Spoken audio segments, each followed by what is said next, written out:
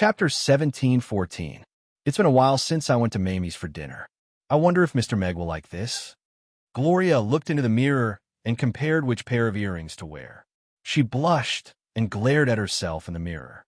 I only went to look for him to discuss the cooperation in the textile industry. That's all. The girl I love is right in front of me, but she's dressing up for someone else. Who can understand this pain? Camilla lay on the roof as she looked at Gloria, who was mumbling to herself in the room, and clutched her chest with a pained expression.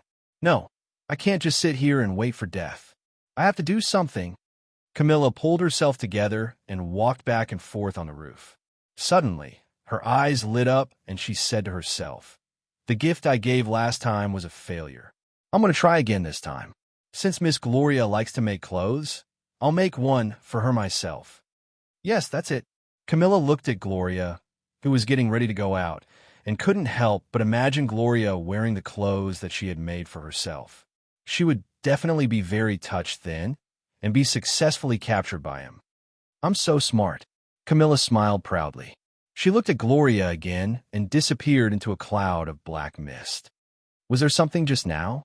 Gloria turned around to look out the window with a puzzled expression, but there was nothing outside. It's still early. Let's go to the factory first. The last batch of winter clothes should be ready. After a while, when the weather warms up, we'll have to start the spring clothes. We have to start the production early. Gloria put on a down jacket and opened the door. Mars, who was waiting at the door, took her bag and reported to her as they walked. After Cyril was put into hiding because of the previous incident, Gloria was seen as a strong candidate to be the successor of Family Moreton. What followed was even busier work and stricter public opinion. When Cyril was no longer her opponent, she began to compare herself to Mrs. Hill, who was also the eldest granddaughter of the family. They were of similar age, the same successor, and even their appearances were comparable. The comparison between the two was always a topic of discussion. "Is there anything going on with Cyril lately?" Gloria asked casually as she boarded the carriage. Cyril, on the other hand, stayed at home obediently. He went to Master's place every day to greet him in the morning and at night. But Madame Aviva and Miss Hurney have twice complained to her ladyship about the limitation of their monthly allowance. Mars answered, "This time, he knows that it's his wife and daughter's turn to cause trouble. However, no matter how much grandmother dotes on them, without grandfather's approval this time, I'm afraid their restrictions won't be lifted for a while." Gloria laughed with a hint of mockery. Back then, their family allowance was less than 5,000 copper coins. "As long as our cooperation with Mr. Meg goes smoothly, you can revitalize Family Moreton's textile industry and take it under your wing like Suede. Even if there are any changes in the succession of the family in the future, with these two industries, you will be able to establish your own business."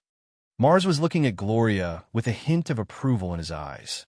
Even though his young mistress had started out much later than Miss Shear, all of the decisions she had made after making up her mind to enter the business world had left him in awe.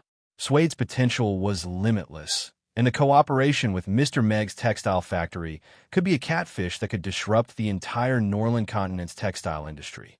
"I will hold on tightly to what belongs to me. At least, I won't let it fall into their hands." Gloria smiled as she brushed a strand of hair that fell in front of her eyes. She lifted a corner of the carriage curtain and looked out, allowing the cold wind to blow on her face. "How's the situation?" Mag asked as he appeared in the underground palace, and looked at the people who were studying the seal spell formation. Whoa! Barbara, who was drawing seriously, was shocked. She almost jumped on the spot as she stared at Meg, who had appeared in the cave without her knowing. "The seal is weakening. At this rate, we only have 7 days left. If we can't strengthen the seal in these 7 days, it is very likely to break through the seal," Irina said with a serious expression as she walked up. "Alex, I have good news and bad news. Which one do you want to hear first?" Crassus looked at Meg and answered his own question with a smile before Meg could speak. "The bad news is that we haven't figured out what's going on with this spell formation. The good news is that this little girl is quite capable. She has already helped Novan understand most of the spell formation's meaning, but whether she can successfully strengthen the seal in 7 days depends on luck. He's Alex? Big Sister Irina's man? He's quite good-looking. Barbara looked at Meg in surprise. This was the first time she saw Alex without a mask. He was different from the old-fashioned person she had imagined. "Well done, little girl," Meg said to Barbara. This girl didn't let him down. "I'm Barbara, not some little girl," Barbara said seriously as she stood up straight to make herself appear taller. "All right, little girl Barbara. Thank you for your hard work," Meg said with a smile. "All right, that's it." Barbara rolled her eyes. Anyway, she couldn't put up a strong enough resistance in front of such a powerhouse. She could only continue to analyze the spell formation silently. After knowing the importance of this seal spell formation, she had already shouldered the burden of saving the world. This was much more exciting than serving dishes in the restaurant. Hence, even though analyzing thousands of runes was a very boring and tedious task, she was still very motivated. Meg walked around the seal.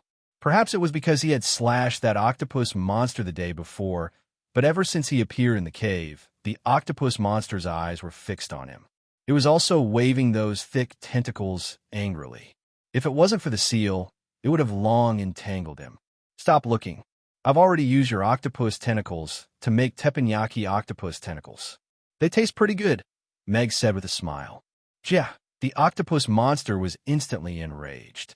Countless tentacles slapped towards Meg crazily, causing the seal spell formation to flicker as if it would be smashed apart at any time. Ding! Unknown creature detection result has been generated. Would the host like to receive it now? Just then, the system's notification sounded in Meg's mind.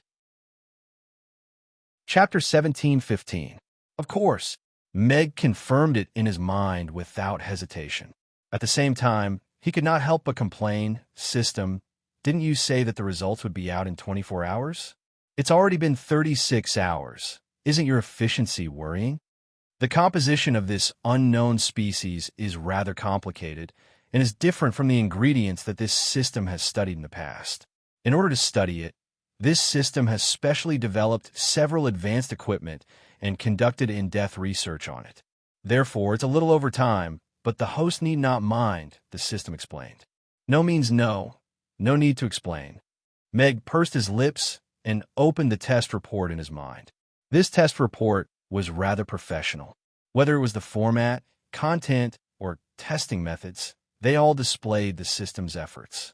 First, the first item, edible research results.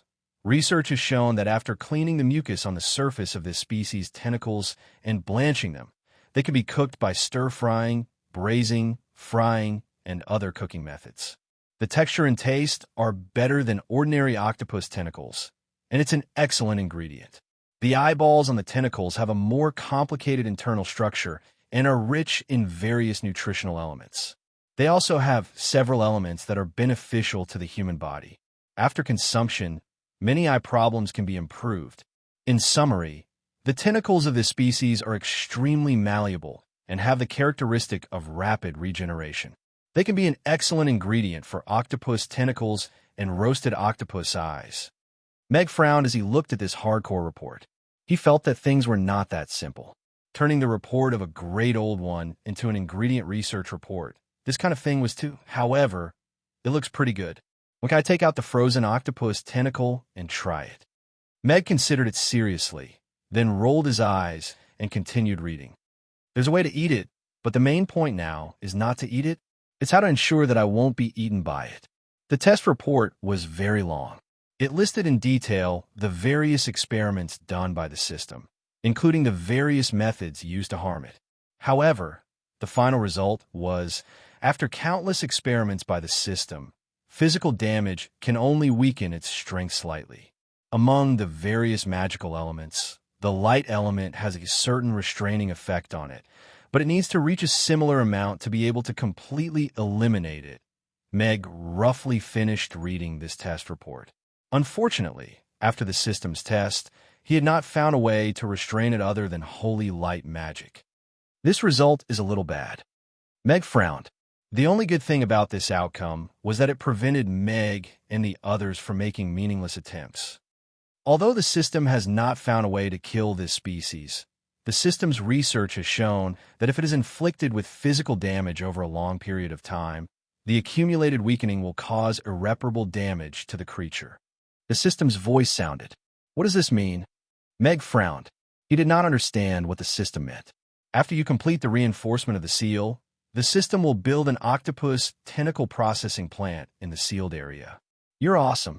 Meg silently gave him a thumbs up and praise from the bottom of his heart. How long will this process take? Meg asked. The system has analyzed the limit of cell division of this species. The experiment is not over yet, so the specific time has not been determined for the time being. It will be at least 100 years. Meg raised his eyebrows slightly. 100 years was longer than a lifetime for humans, but to the great old one that had existed for countless years, using 100 years to kill it was not a long task. Mamie's alone will definitely not be able to consume so many octopus tentacles. If you don't want these octopus tentacles to go to waste, why don't we work together to open a professional octopus tentacle selling company? Let the natives of the Norland continent participate in the great cause of devouring the great old ones, Mag said as he deliberated. According to the system's calculations, the daily output of this octopus tentacle processing plant is about 100 tons. This amount will continue to increase in the future. This is indeed not an amount that Mamie's can consume. The system muttered. But selling ingredients does not fit the system's position. And how can this not fit the system's position? Look, I came to this world as a candidate for the god of cookery to bring light to this barren world of food and spread the seeds of deliciousness. But look at the ingredients that Mamie's uses. Are they able to obtain them? This kind of setting is problematic from the beginning, just like that mutton soup. I don't even need to deal with a rank odor to cook a pot of delicious soup. But for those ordinary sheep, if they don't go through a few complicated processes, that strong rank odor is enough to ruin a pot of soup and meat. However, if we sell these octopus tentacles, which were supposed to be abandoned, to ordinary people at a suitable price, and then I publicize the recipe of the octopus tentacles to the public, wouldn't this dish be able to enter the homes of ordinary people successfully? Mag said plausibly. It sounds quite reasonable. The system muttered and started to waver. If we earn money, let's split it 30 to 70. Aren't those farms of yours already unable to make ends meet? As long as this octopus tentacle becomes a delicacy for everyone, do you still have to worry about not having enough money to set up a farm? Meg continued with a smile. I get 70%, you get 30%. TSK, TSK. With our relationship, do we still need to care about such things? Think about it. What is the most important thing for a product to be sold? The quality of the product. You see, you don't understand marketing at all. If you want to sell a product, the most important thing is that you have to have an outstanding sales team. A truly great sales team can sell a rock as if it was gold. Therefore, the commission from the sales team is the highest in the entire product chain. If I don't help you sell the octopus tentacles, your octopus tentacles can only be buried in the soil as fertilizer. But after going through my hands, they will become valuable products.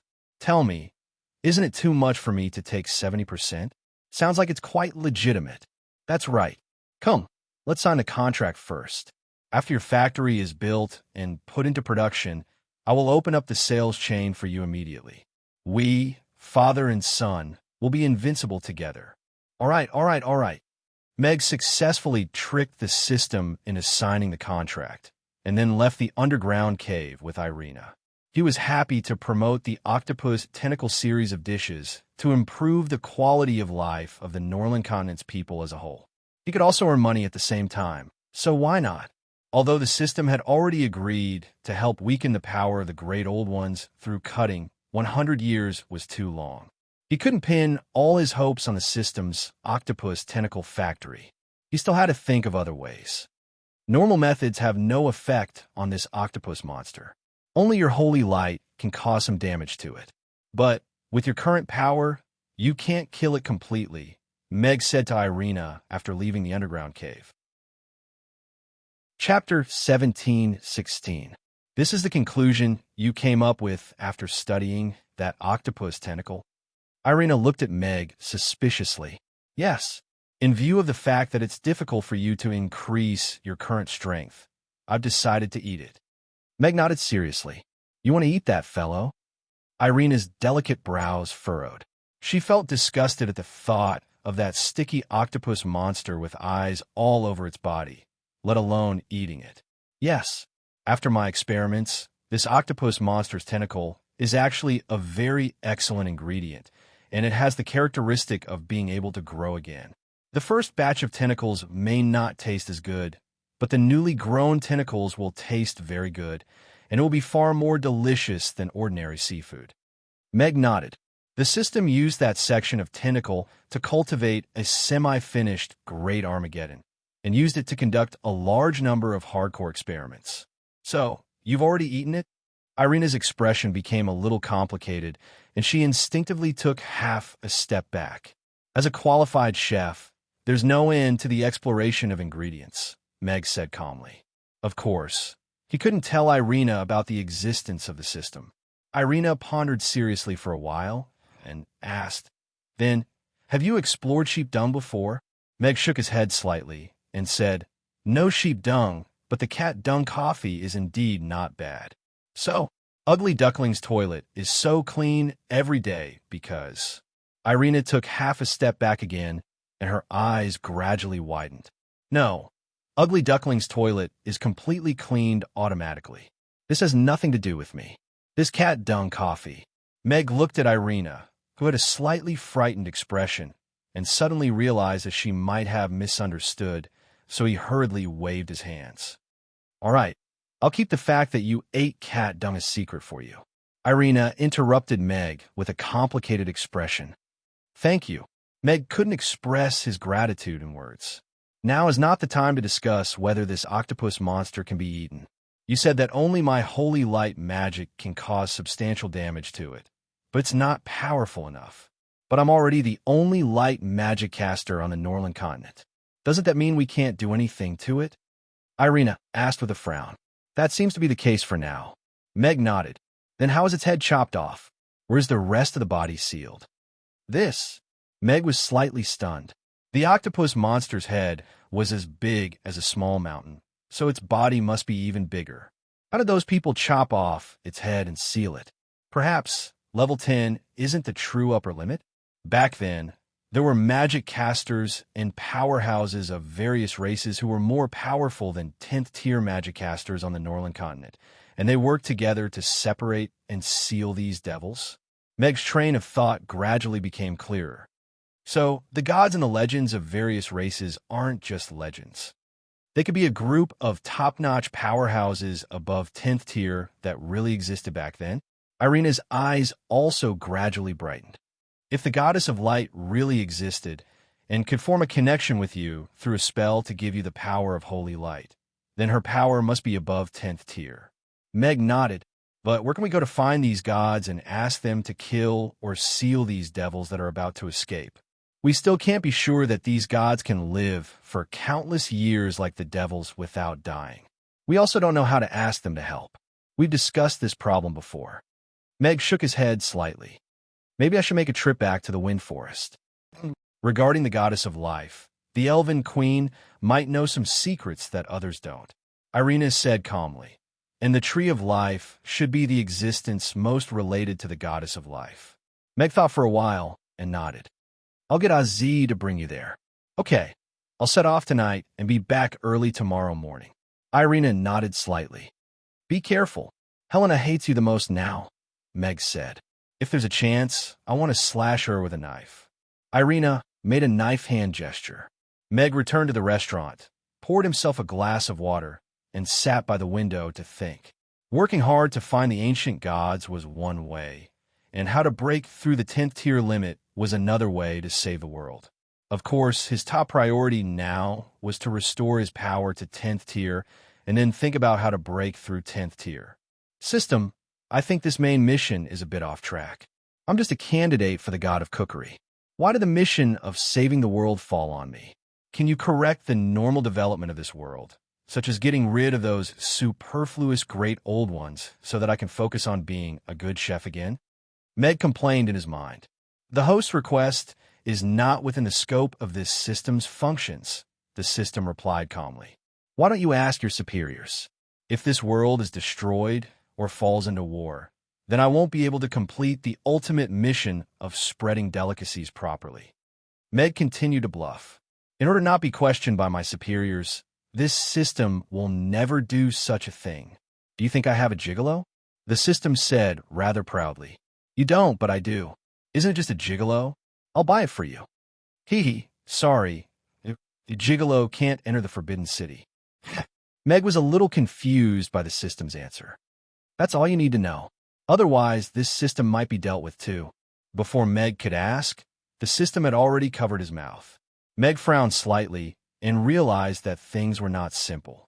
Even the system did not dare to talk too much about the existence, so he could only pretend that he did not know anything and did not dare to ask anything. Of course, the plan of getting a higher-level existence to eliminate the great old ones fell through. This system was not of much use. Not long after, Camilla and the others came to the restaurant one after another, and the busy business hours began again. Young master, look, isn't that Miss Shirley? The servant whispered as he supported Constantine.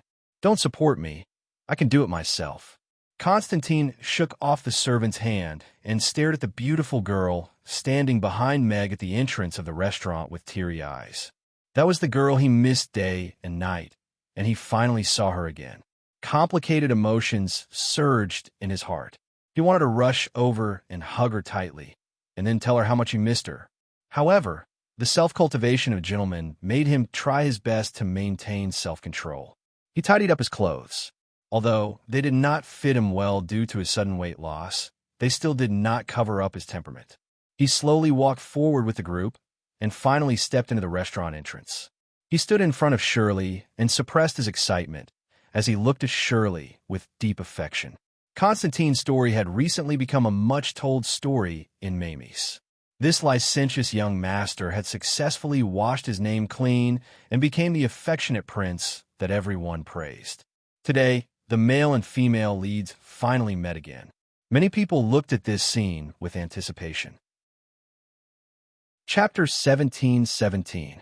Miss Shirley, I've finally waited for you to come back. Although Constantine tried his best to make himself look natural, his voice was still choked with sobs. However, this further deepened his affectionate image. So affectionate. I'm so touched. If a man can treat me like this, I'll definitely fall deeply in love with him. I didn't expect young Master Constantine, who was once called a playboy, to have such an affectionate side. The girls at the side were all touched. Such a rich young master could do this for the woman he liked. It was as enviable as a romantic love story. The girls in the restaurant looked at Constantine. They had some impression of this man, who often came to ask Shirley if she would come back. Shirley looked at Constantine. Her beautiful brows furrowed slightly. She asked in confusion, "You are?"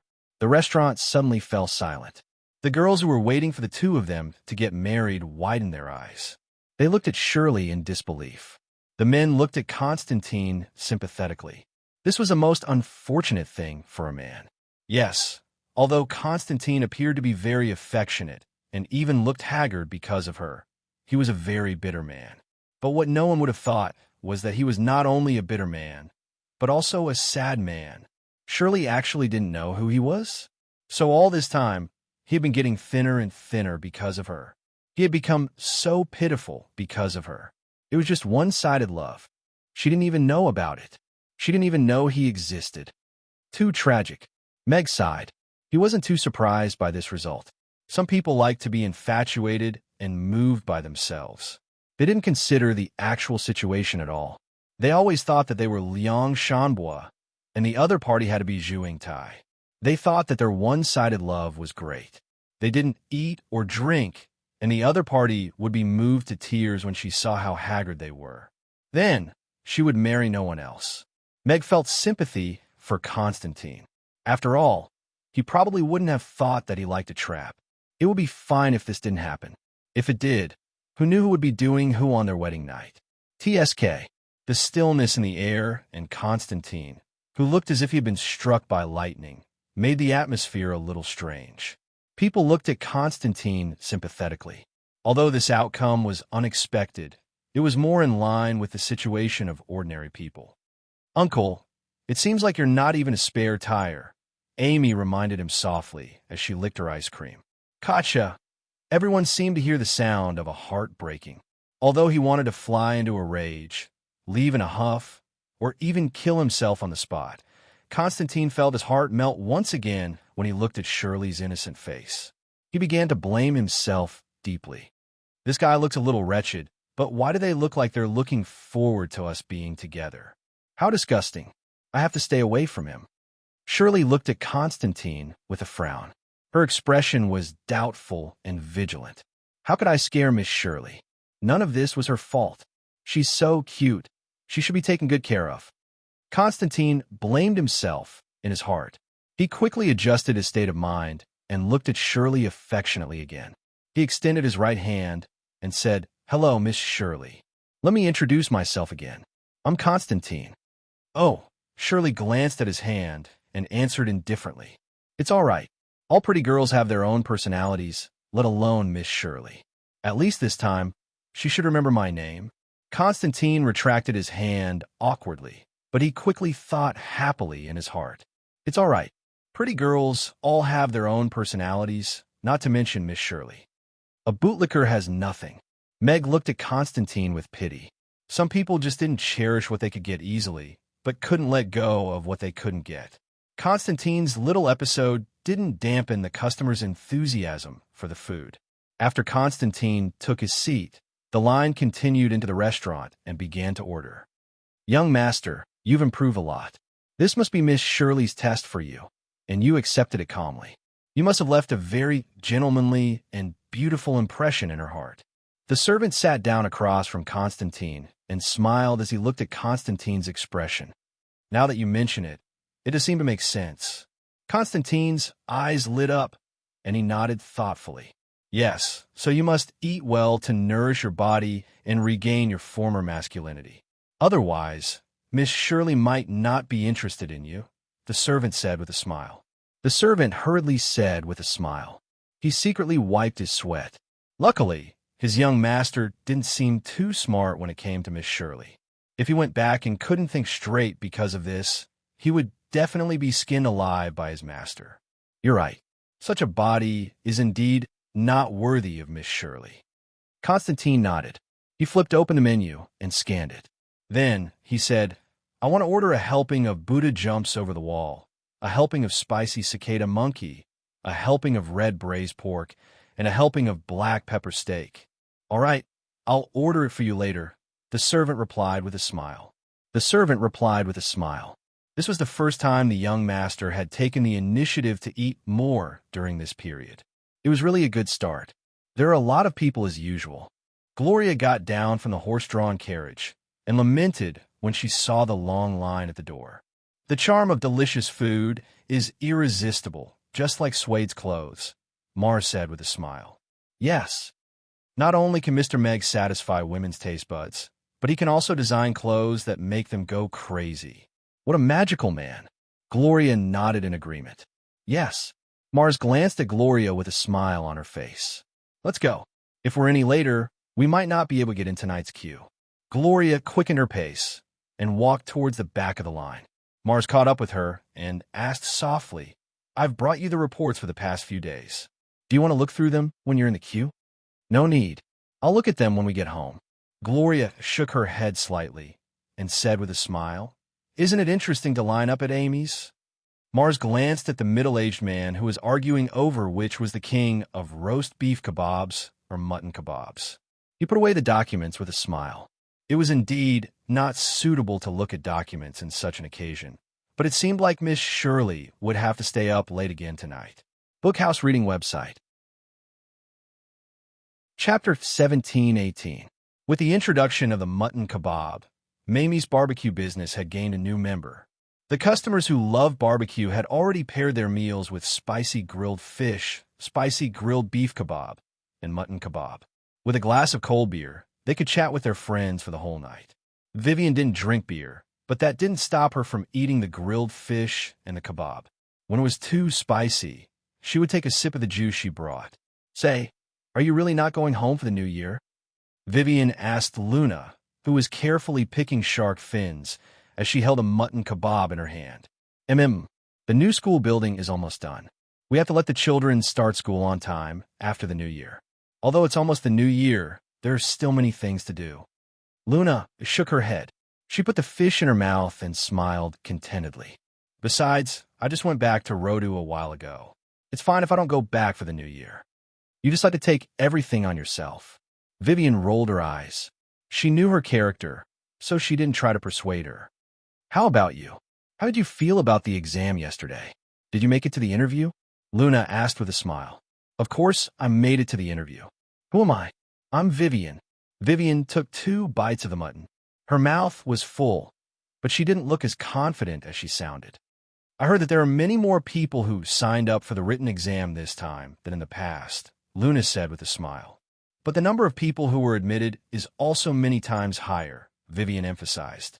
Because of the expansion, Chaos School recruited more than 100 teachers this time. The number of people was more than in the past 3 years. I'm just kidding, Luna said with a smile.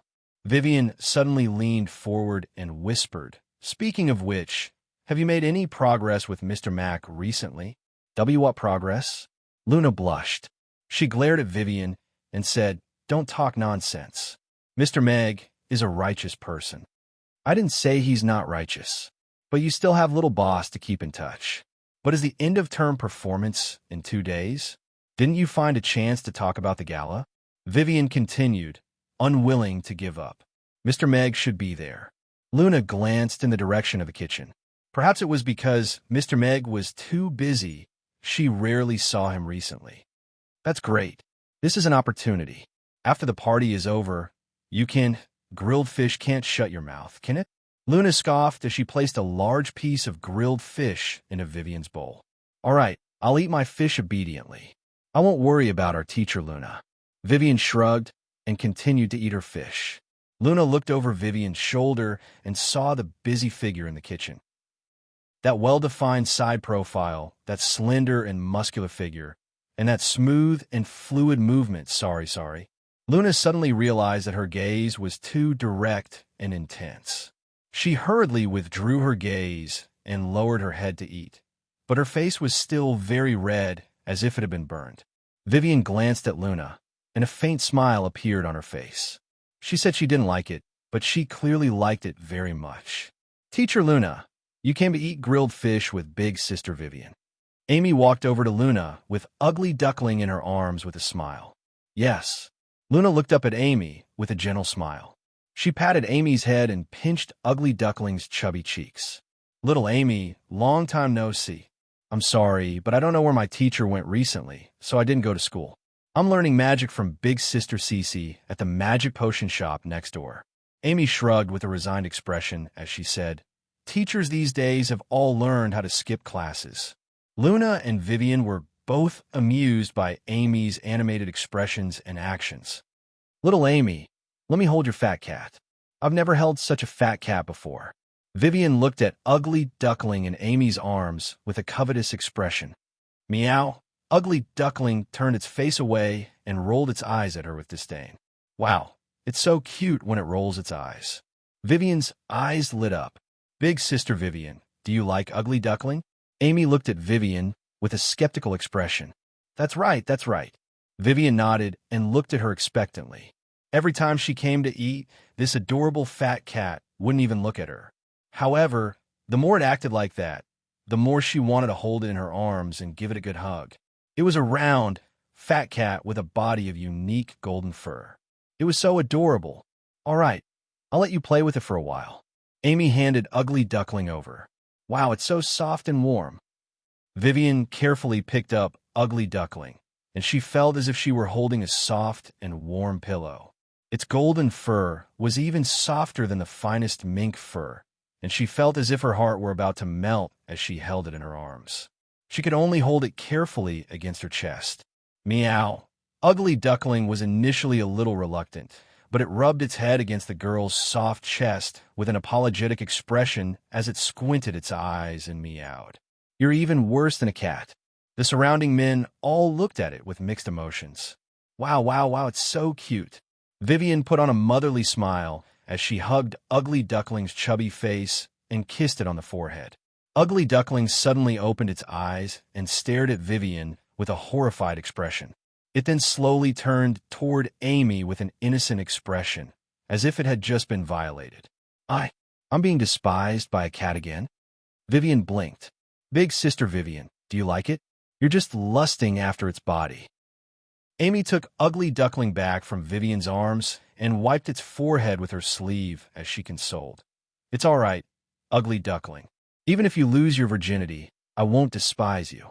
You're still my ugly duckling. Teacher Luna, enjoy your meal. I'm gonna go play now. Amy waved at Luna before leaving with Ugly Duckling in her arms. Did you see that cat's expression? That was an expression of shock and disdain. Vivian gave such a precious maiden's kiss, and I was despised by a cat. Vivian looked at Luna, who was covering her mouth and laughing uncontrollably with an incredulous expression. Luna finally stopped laughing and pointed at Vivian's mouth as she said, I think you should wipe your mouth before kissing it. Vivian touched the corner of her mouth, and her hand was immediately stained with some red oil. She immediately lowered her head in embarrassment and continued to eat her grilled fish. Wonderful book room. Chapter 17-19. As the closing time approached, the customers began to leave one after another. The kitchen, which had been busy all night, gradually became empty. Once all the customers left, the restaurant would be closed for the night. All the dishes have been served. Thank you for your hard work. Meg put down the wok and heaved a sigh of relief. Everyone who was focused and nervous also relaxed. Although they were all powerful, the intensity of Mamie's work still made them feel a little tired. When will Barbara come back? I miss her magic dishes. Mia looked at Meg and asked with a hint of exhaustion. Yeah, Sister Barbara can serve half of the dishes by herself. Without her, the efficiency of the dishes has decreased a lot. Anna nodded. Barbara was taken away by Irina. No one knew where they went. She might not be able to come back for the time being. Princess Irina didn't tell me the details. Meg shook his head and passed the responsibility to Irina. Everyone nodded. Irina didn't come for dinner tonight, and she didn't return to the restaurant either. There was no one to ask even if they wanted to. Meg took off his apron and poured himself a glass of water. When he walked out of the kitchen, he happened to meet Gloria's gaze. Mr. Meg. Gloria stood up and smiled at him. Meg could tell from her gaze that she was here to see him tonight. He walked up and nodded slightly. Miss Gloria, there were only 2 or 3 tables left in the restaurant. There were only 2 or 3 minutes left before the closing time, so they all paid their bills and left. Gloria lowered her voice as she looked at Meg and said, I'm sorry to disturb you after you've finished your busy work. I have some cooperation issues regarding the textile factory that I would like to confirm with you. How about this? Let's talk in the study. They have cleaned up the restaurant and should go back to rest early. Meg said and told Mia and the others that he was going to take a look. Then, he led Gloria and Mars upstairs to the study. Meg gestured for Gloria and Mars to sit down and asked straightforwardly, Is the integration of the sales chain complete? Yes, we have streamlined the original cloth sales chain and retained a complete core elite sales team. We have also started the promotion of gauze sales. Gloria nodded slightly. I'm here today to confirm the time and quantity of the first batch of cotton yarn with Mr. Meg so that we can proceed with the next step. The first batch of goods can be handed over in 3 days. The quantity is 10,000 bolts. Meg replied, 10,000 horses? A hint of surprise appeared on Gloria's face. Are you sure you can hand over 10,000 bolts of cotton yarn in 3 days? Mars was also surprised. Meg's textile factory had only been built for a little more than a month. Not to mention the time it took for the female textile workers to learn, 10,000 bolts of cotton yarn was almost half a year's production of all the textile factories under Family Moreton. Yes, it's a little too little, isn't it? Meg knocked on the table a little embarrassedly and explained, because the factory has just been built, the production capacity is not maximized yet. We should be able to increase production next month. The production capacity is not maximized yet. It can continue to increase. Mars gulped and looked at Meg's expression. He felt that the young man in front of him was more and more unpredictable. So this is why Mr. Meg dares to ask for a price that is far below the market price. Gloria thought for a moment and quickly shook her head. Mr. Meg's textile factory's production capacity is astonishing. 10,000 bolts of cotton yarn are enough for our sales team to digest for a while. However, in order to keep up with Mr. Meg's factory's production capacity, I will immediately start to expand the sales team and strive to gain more market share in various places as soon as possible. Happy working with you. Meg smiled and shook Gloria's hand. He stood up and said, Amy is going to bed. I have to tell her a bedtime story, so I won't keep you too. Goodbye, Mr. Meg.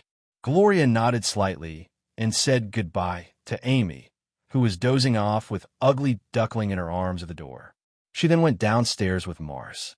Father, I think big sister Gloria likes you, Amy said to Meg with a serious expression. Meg looked at Amy suspiciously and hurriedly explained, Big sister Gloria and I are business partners. It's not what you think. Due to the existence of Amy's notebook, Meg felt that it was necessary to make things clear. Amy shook her head and said, But I saw stars shining in her eyes when she looked at you. That's the reflection of the light. It has nothing to do with stars. Meg pointed at the light in the study. Is that so? Yes, it's like that, Meg said firmly.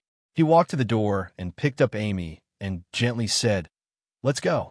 Father will take you to wash up, and then I'll tell you a good story. What good story will you tell me today? Amy's eyes lit up with anticipation. Today, I'll tell you a Cinderella story. Why do I feel a little envious of little Amy? Being able to fall asleep while listening to Mr. Meg's story must be a very blissful thing, right? Gloria lifted a corner of the curtain slightly and looked at the second floor of the restaurant with the lights on. She was a little dazed. Miss? Gloria came back to her senses, and her face blushed slightly. The output of Mr. Meg's textile factory has far exceeded our expectations. Although we've retained the core sales team, we haven't established business relationships with the textile factories yet. If we want to sell all 10,000 bolts of gauze before the next delivery date, I'm afraid it will be a little difficult, Mars said. If 10,000 bolts of gauze appear in a single market at a price far lower than the market price, even in Rodu, it will cause a series of reactions in the market and alarm the city manager. This will be very disadvantageous for us during the promotion period. I think we should divide the 10,000 bolts of gauze into many portions according to the purchasing power of the city and strive to distribute them to every market. This will open up the market for promotion and establish business relationships with the textile factories. Gloria pondered. Mars nodded and said, Although this will increase the transportation cost, as long as the market is open, a mature multi-market sales chain will allow our sales to be smooth, and we can avoid the instability that may occur in a single market. What I'm more curious about now is, if Mr. Meg's textile factory operates at full capacity, how much gauze can it produce in a month? Gloria said with a smile. Outside the wind forest, a beautiful figure stood on top of a griffin and sighed softly. The wind forest, which once revered freedom, has become a besieged city. Helena, you really are an unforgivable sinner. Chapter 17:20. The purple-striped griffin landed in a dense forest silently. Irina walked down the griffin's back slowly. A faint golden light flashed under her feet, and she appeared in the Tree of Life's tree hole that was heavily surrounded in the next instant. The Tree of Life automatically sealed the tree hole after Irina left and didn't allow anyone to enter, including Sally, who was sitting cross-legged outside the tree hole. Little tree, I'm back, Irina said with a smile. The glowing branches swayed around Irina happily, as if they were welcoming her back. Keep a low profile. Keep a low profile. If that old witch Helena knows I'm back, I'll have to leave again. Irina pressed her hand down to signal the Tree of Life to be quiet. The Tree of Life that was originally happy immediately quieted down. Only a few branches approached Irina and rubbed her hair gently, as if to express its joy. All right, I'll come and see you more often. Be good, Irina said dotingly as she reached out to touch that branch. After comforting the Tree of Life for a while, Irina said seriously. All right, now I need you to help me wake up Her Majesty. I need her help with something very important. This concerns the survival of the elven race, or rather, the survival of the entire Norland continent. After the elven queen went into seclusion, there was no news about her. She didn't give any response or instructions even when many major events happened in the elven race. This made people puzzled, and many rumors spread. Some said the elven queen was dead, and Helena became the actual ruler of the elven race. Others said the elven queen went into seclusion to cultivate and handed over the elven race to Helena. Irina could confirm that the elven queen wasn't dead. She was in a deep sleep due to unknown reasons. Even she couldn't wake her up, so she could only ask the Tree of Life for help. The branches of the Tree of Life swayed gently. Even you can't wake her up? Irina frowned.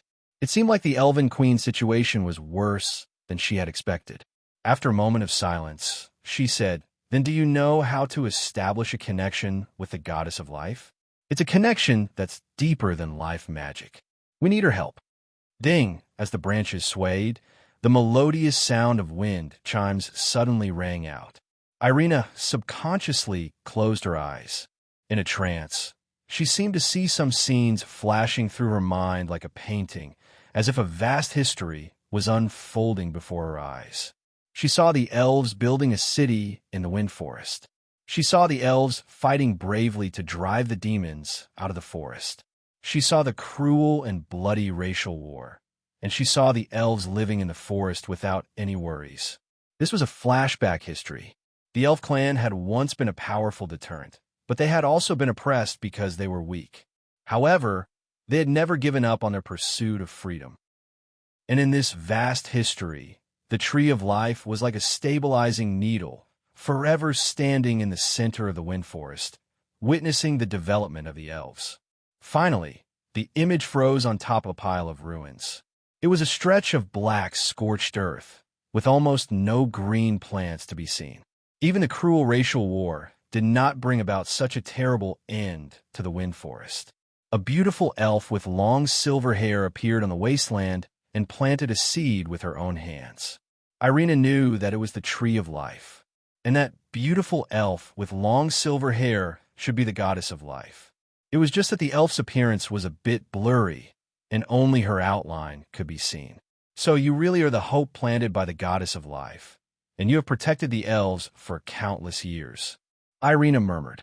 She had heard a lot about the Tree of Life since she was a child, but when she saw the history it had witnessed with her own eyes, she was still extremely shocked.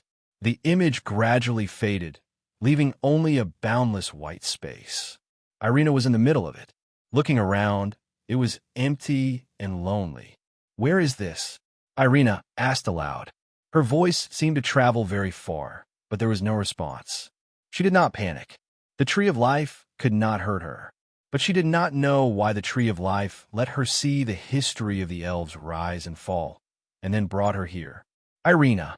At this moment, a weak voice suddenly sounded from afar, but it also seemed to be right next to her ear. Mother! Irina's eyes lit up, and then she asked nervously, Where are you? How are you now? Why do you sound so weak? Don't worry, I'm fine. Looks like the Tree of Life has connected our minds. Otherwise, I wouldn't be able to talk to you directly. Did Helena do something to you? This has nothing to do with Helena. It was my own choice. Even though the elves won the racial war back then, I also suffered a few serious injuries. I went into seclusion to recover from those injuries. Do you know what happened in the wind forest during this time? Irina pursed her lips. Yes, child. You made the right choice, just like how we chose to rebel back then. The queen's voice was filled with gratification and praise. You and Helena established all of this, and I'm overthrowing them. Even so, do you think I'm doing the right thing? During this period of seclusion, I've reflected on it. Back then, we chased away the demons to avoid being oppressed and enslaved by them, but we established a system to enslave our own people and turned ourselves into detestable people. Perhaps our original intention was good, but this was indeed a very stupid and laughable decision. What's even more laughable is that in the past 100 years, we've gone further and further down this wrong path. We didn't dare to turn back and correct ourselves because we were afraid of collapsing. The queen sighed. But you didn't stop, Helena. Irina frowned. I can't leave now. I'm trying to break through to a higher level. This concerns the future of the elves, or rather, the future of the Norland continent. You already know about the existence of the Great Old Ones. Irina asked in surprise. The Great Old Ones? The queen was puzzled, but her voice soon became more urgent. Are you talking about that terrifying monster that once disrupted the order of the continent? An indescribable thing with a body as huge as a mountain? Irina's eyes lit up, and she nodded. Yes, we found its sealed head. It was a huge octopus head that was hundreds of meters tall. However, it was about to break through the seal, and 10th tier power wasn't enough to kill it completely. It couldn't even cause any threatening damage to it. So, I returned to the forest to seek help from the goddess of life or the goddess of light. The Great Old Ones really exist. Bookhouse reading website. Chapter 17:21.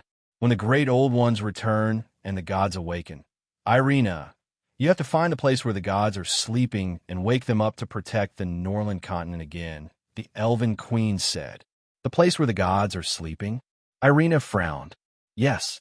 In the Book of the Elven Queen, which has been passed down for generations, there is a vague record about the gods' sleep. After the Battle of the Gods, the Great Old Ones were sealed in various parts of the continent, and the gods fell into a deep sleep, waiting to be awakened again. Where are they sleeping? There are no exact records. It only says that the goddess of life is sleeping in the Tier of the Moon. Tier of the Moon. Irina frowned. She was sure that there was no such place in the Wind Forest. Irina, I can't leave here now. The fate of the elves is in your hands. You have to stop Helena. Don't let her bring the elves into the abyss. The Elven Queen's voice gradually weakened until it disappeared. Queen? Mother? Are you still there? Irina called out. Just then, the scenery in front of her distorted.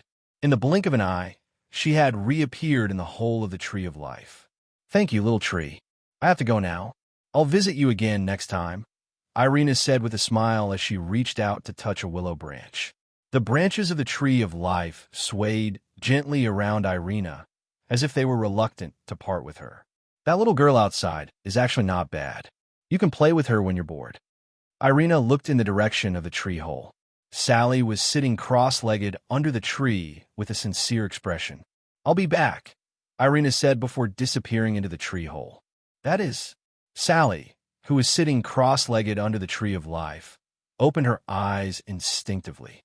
She looked in the direction of the Tree of Life with a puzzled expression.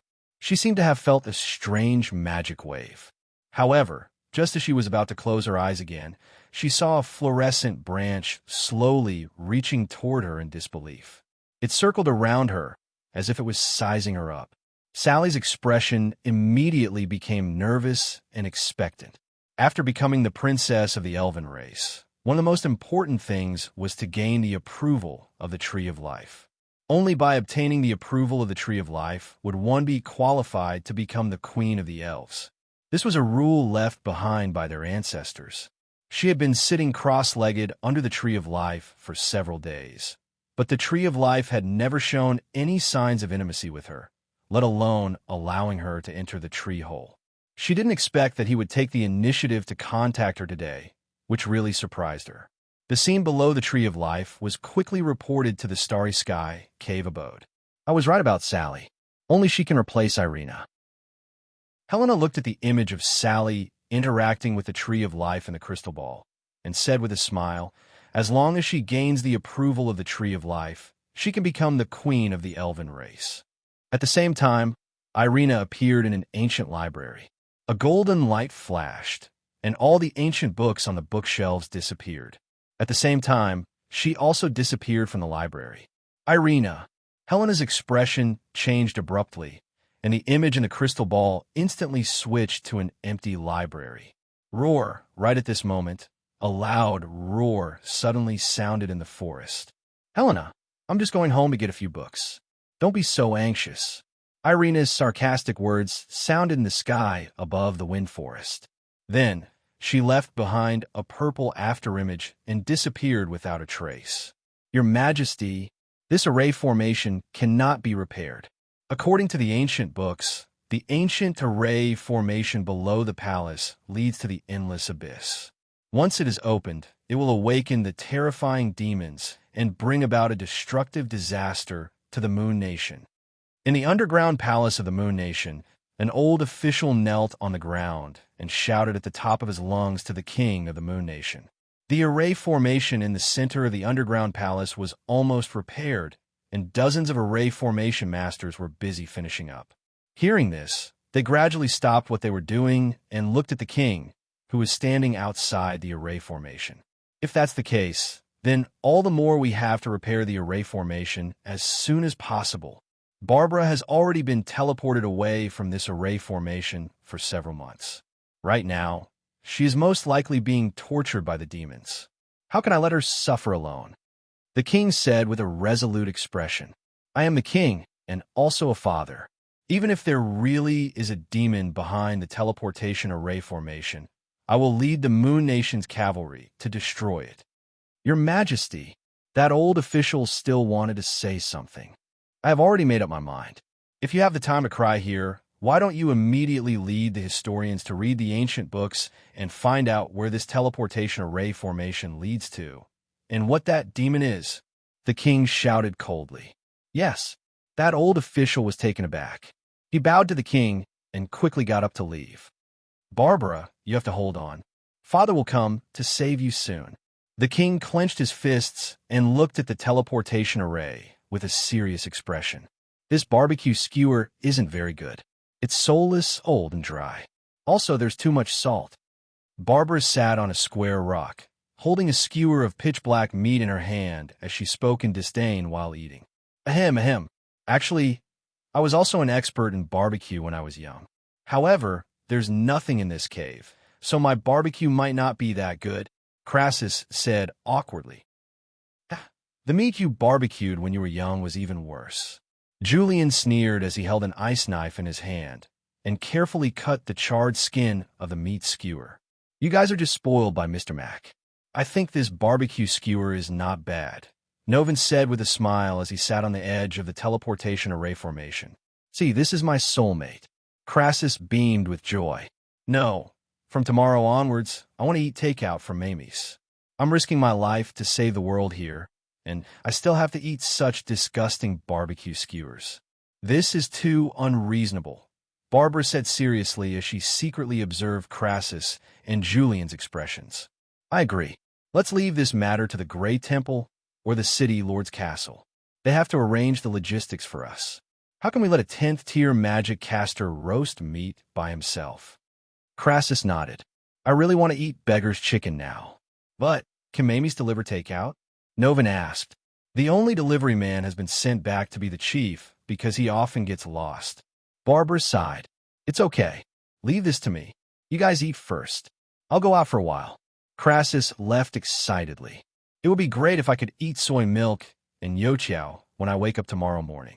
Barbara finished all the meat skewers in her hand and started to translate the seal spell formation with Novin. Bookhouse Reading Website. Chapter 1722. In the secret chamber of the City Lord's Castle. The peace conference is about to begin. Recently, the situation on the Norland continent has changed drastically because of Irina and Alex. The demons and orcs, who were originally in favor of war, have fallen into chaos. The elves, who are neutral, can't even take care of themselves.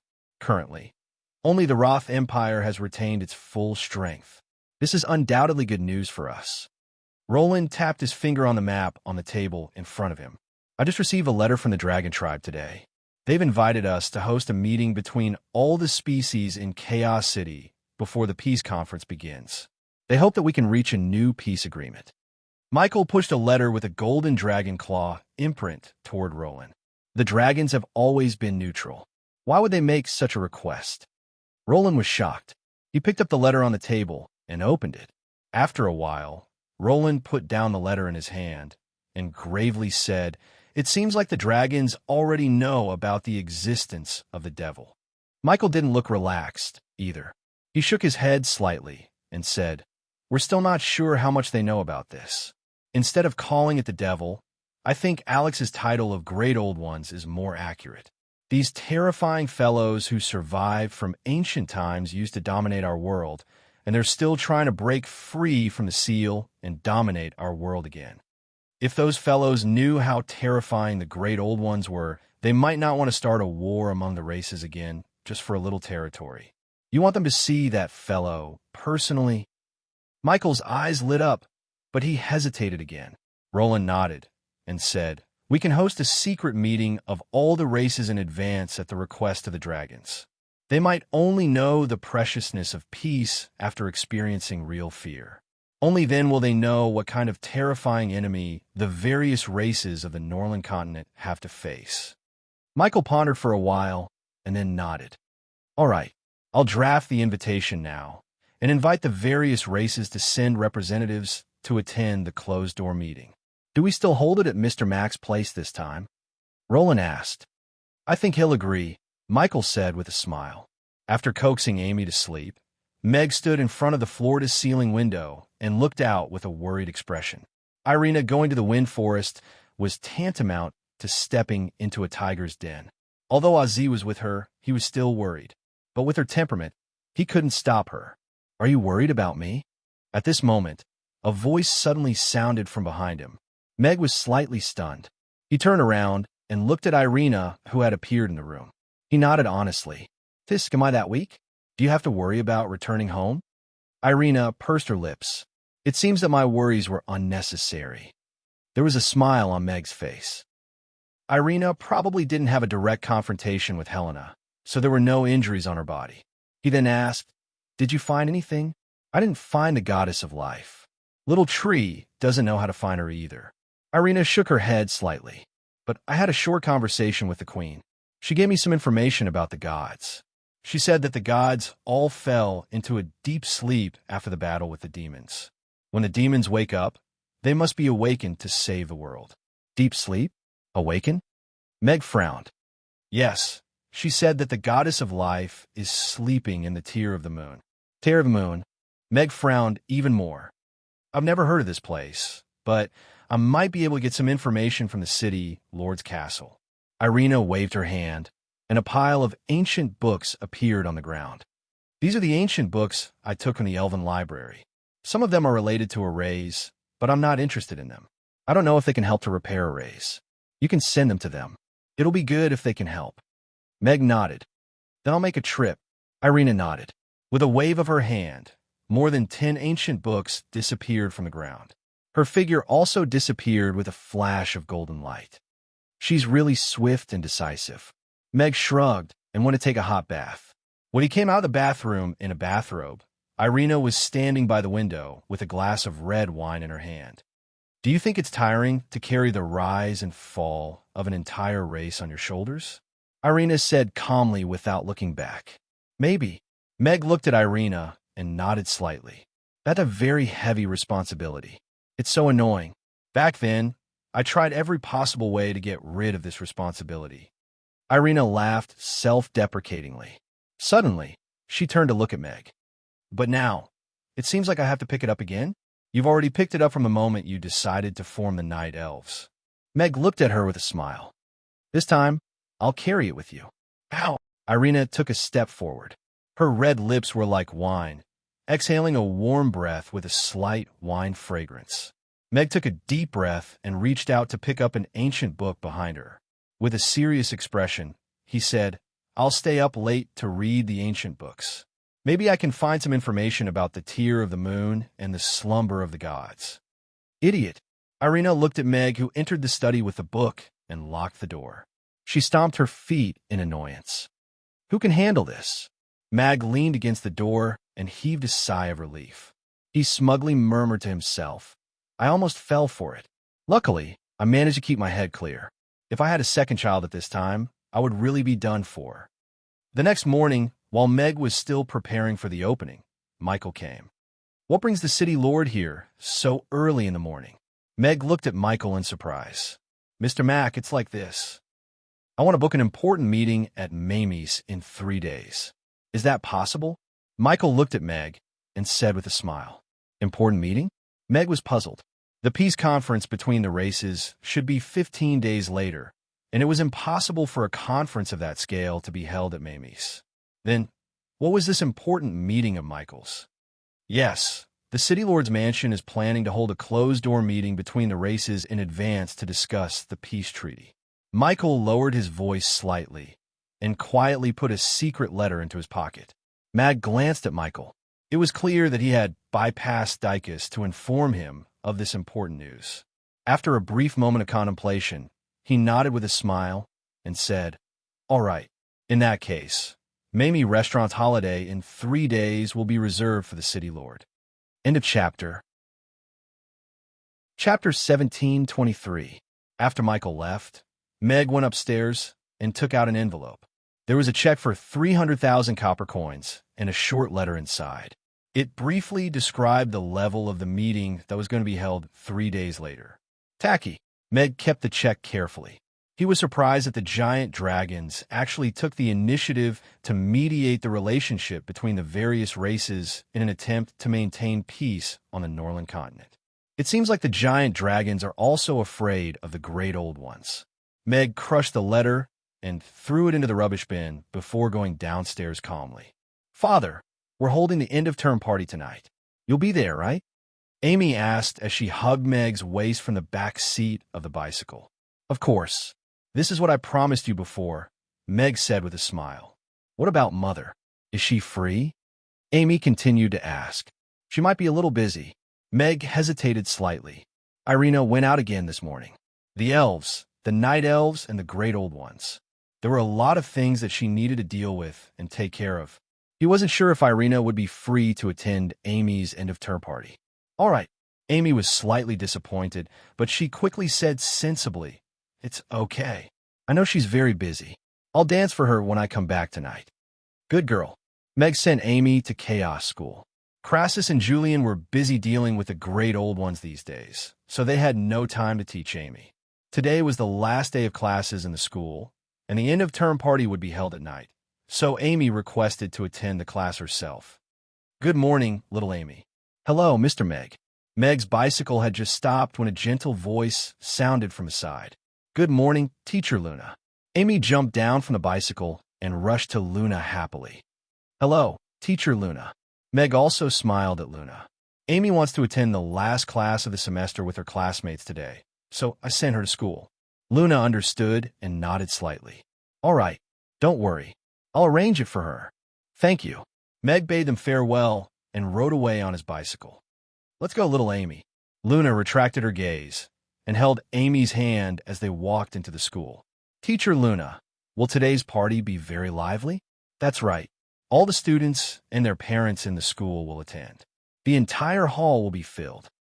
After the morning service, Meg Luna's factory. The textile factory was already on the right track of production.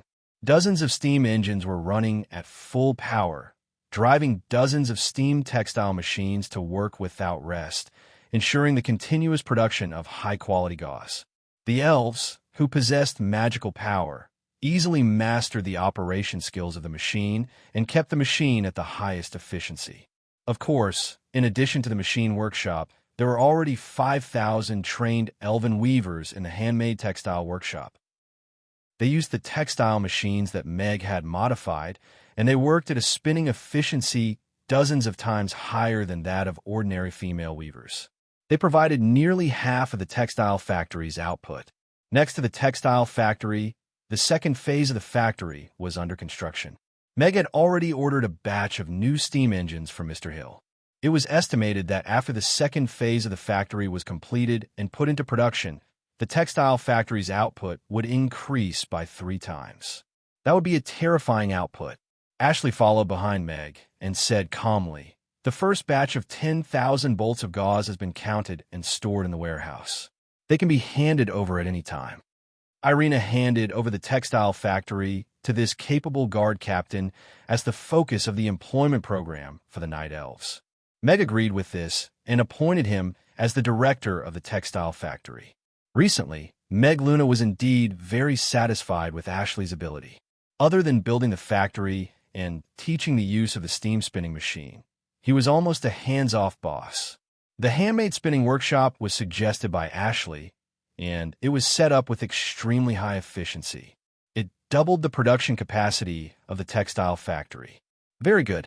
I will inform the distributor to come over the day after tomorrow. Meg Luna looked at Ashley and said sincerely, Director Ashley, thank you and everyone for your hard work during this period. This is our job. Ashley nodded slightly, and a smile appeared on her somewhat old-fashioned face.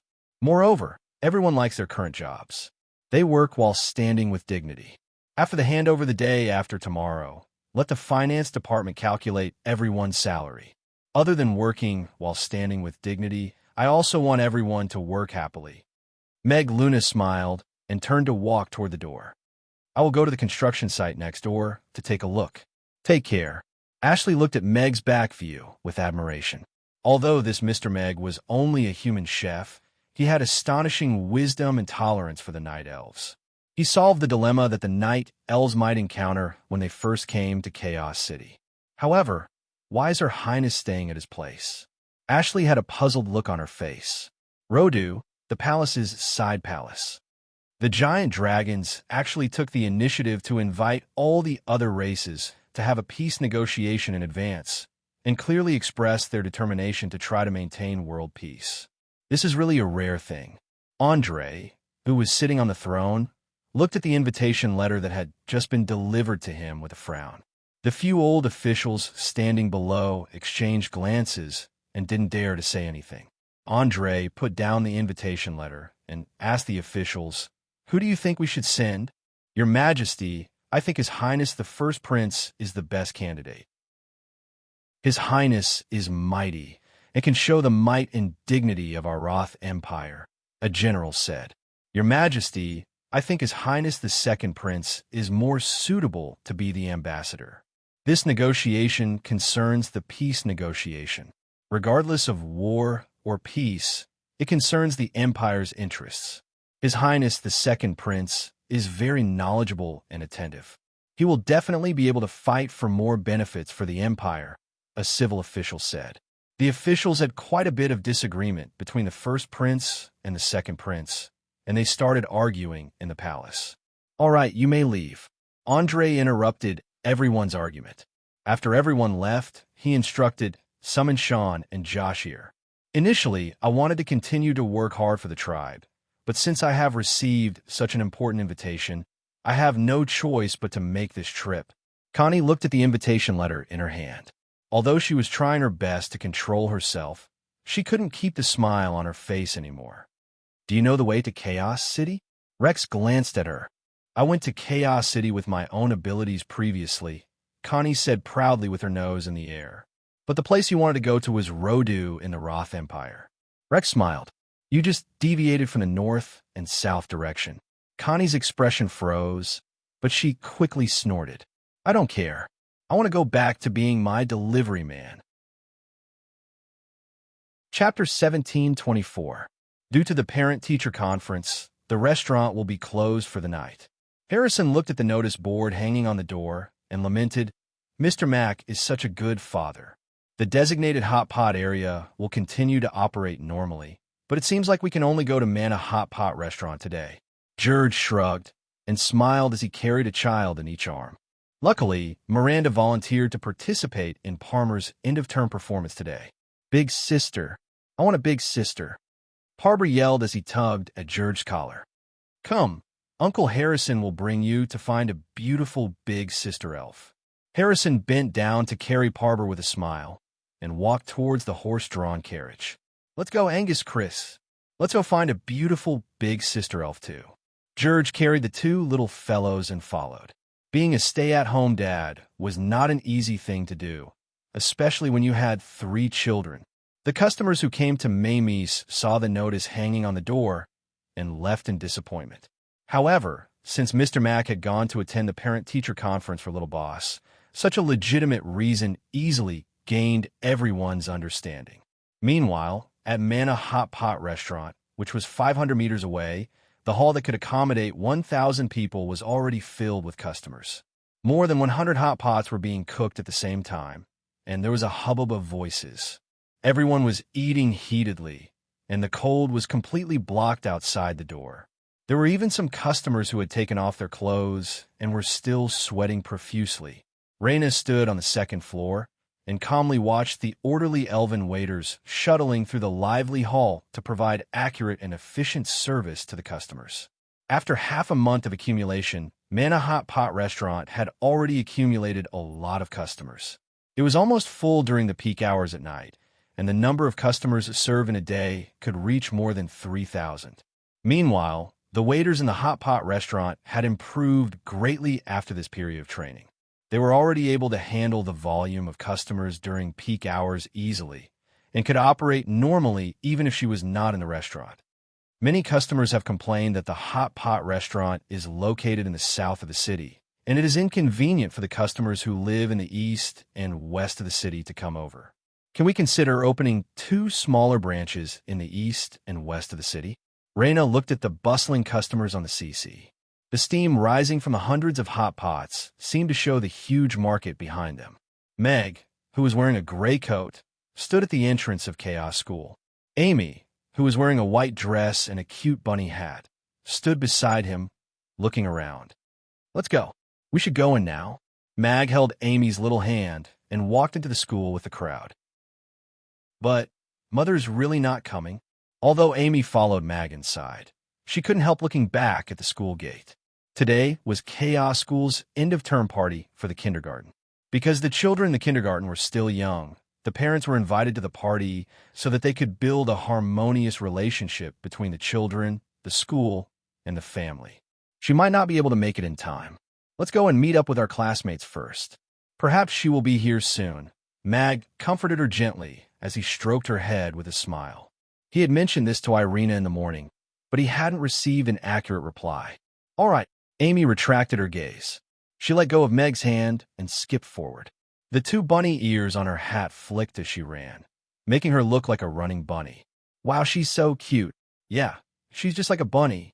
"What cute kid. Is there a rabbit orc? How can she be so cute?" The people around them looked at Amy, and their eyes lit up. They couldn't help but praise her. "Shoo, that's the super junior Amy that even many of the seniors in Vast Sea Garden don't dare to provoke. Yeah, it's that super elf who looks so cute, but can send people flying with one punch." Some of the students who recognized me spoke with reverence. Amy stopped in her tracks and raised her little fist to emphasize, "No, I only hit bad guys." If they hadn't seen her send the genius magic caster from the Roth Empire flying with one punch, they would have been mesmerized by her cute appearance. "I'm a little bunny. I'm so cute when I jump." Amy retracted her little fist and continued to skip forward. "Who's so lucky to have such a cute little princess?" The parents' envious gazes landed on the man in the gray trench coat behind Amy. Meg's lips curled up slightly. He felt like a father relying on his daughter. He almost couldn't help but feel smug. Yes, it's him. A man who had such a cute little princess. A man who made all the men in the world jealous. "Isn't this Mr. Mac from Amy's?" Someone recognized Meg, the man who barbecued meat at the parent-teacher conference and caused a sensation. One of the top chefs on the Northern continent. Then it immediately caused quite a commotion. I don't know if I should be envious of him or the little girl who's jumping in front of him now. Not everyone can meet such a good father. Just like that, Meg and Amy walked into the auditorium under everyone's envious and admiring gazes. "Little Amy, Mr. Meg, please come over here." Teacher Luna stood in the front row and waved. "Father, this way." Amy grabbed Meg's hand and walked in the direction of Luna. After a simple greeting, because Amy was going to perform on stage later, Luna arranged seats in the front row for Meg and Amy. Then, she continued to organize the students and parents to take their seats. Miranda, Ignatsu. Amy waved at her 2 friends. Miranda's grandfather had accompanied her, while Ignatsu was alone. He sat down beside Amy a little dejectedly. "Your parent forgot to come again, right? Now I'm starting to wonder if you're really their biological son." Amy looked at Ignatsu thoughtfully. "I think so too." Ignatsu nodded in agreement. The green bean sprout on his head drooped lifelessly.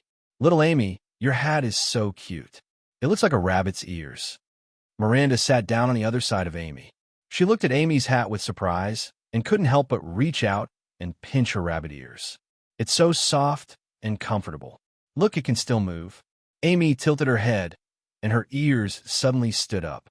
Then, the tips of her ears slowly bent down.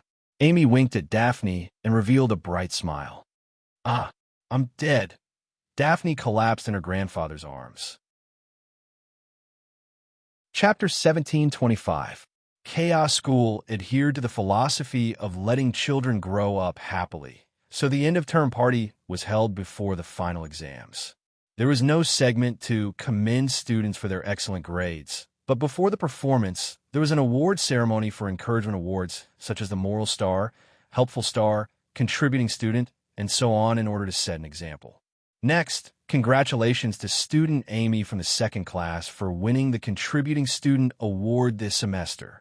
She and the Chaos School representative team defeated the Roth Empire representative team and made an outstanding contribution. The vice principal said with a smile, "Amy, you won the award." Daphne jumped up from her seat. She was even happier than when she had just won the Moral Star. And it's the Contributing Student Award that only gives one person. Ignazio was also very excited. I think so. Amy was a little confused. But I didn't do anything. I didn't even come to class often. How did I win the award? Go, you deserve it. Meg patted her head with a smile. Amy nodded. She stood up and skipped toward the stage. The Contributing Student Award was given to a student from the second class. How surprising, a parent of a senior said with a hint of jealousy. Many parents were also somewhat puzzled by this. After all, this was the most valuable award. Over the years, it was given to some senior students who had made outstanding contributions to the school, but this time, it was actually given to a student who had just entered the school for a year. Mother, you didn't watch that battle. If it weren't for junior Amy turning the tide, our Chaos School would have lost to the Magus Tower. She deserves this award. Her son retorted mercilessly. Then, he looked ahead with stars in his eyes and said, "Look, she's so cute when she's skipping." Yes, junior Amy is the legend of our Chaos School. She's super cute and super powerful. The student spontaneously explained to the parents. They had no doubts about the award. Amy skipped to the front of the stage. She looked up, and her vision was blocked. She seemed to be a little stunned. Aya, she's blocked. Daphne's eyes lit up as she looked at Amy's back. She's so cute, even when she's in a daze. But there are clearly steps at the side. Ignazio covered his face. Meg also laughed involuntarily. Just now, the little fellow was busy reviewing the content of her performance and did not pay attention to how the students who went up on stage to receive the award walked. The stairs on both sides were hidden on the side and could not be seen at a glance. Why did she stop? You can't find your way up the stage? Are you bothered by the lack of stairs? So, we can only walk in a straight line? My junior is so cute. The vice president, who was standing in the middle of the stage, could only see half of Amy's rabbit ear. He was also wondering why she had stopped and was not going on stage. Did everyone jump up? Amy looked at the stage in front of her with a puzzled look on her face. However, she did not see any stairs leading up to the stage.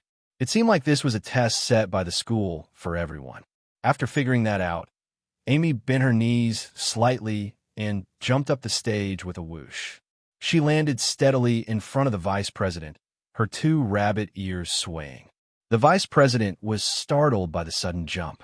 However, looking at the little fellow in front of him who was looking at him obediently, a smile appeared on his face unconsciously. He chuckled and said, "You are so energetic, little student. You are so energetic even when you are on stage." A burst of kind laughter also sounded in the auditorium. They could not blame such an adorable little fellow at all. Congratulations, student Amy. I hope you can continue to be so energetic and energetic. The vice president solemnly handed the medal in his hand to Amy. Thank you. Amy bowed to the vice president. Before the applause ended, she happily jumped down from the stage with the medal in her hands and skipped all the way back to her seat. The vice president looked at Amy, who had already returned to her seat and could only swallow the words of encouragement that he had prepared. Of course, Amy's contribution to Chaos School was not limited to helping them defeat the Magus Tower and the elite academy of the Empire. Because of Amy, Chaos School had a melee magic class taught by Crassus, a super magic room, and several teaching buildings. Such contributions could not be measured by a student contribution medal.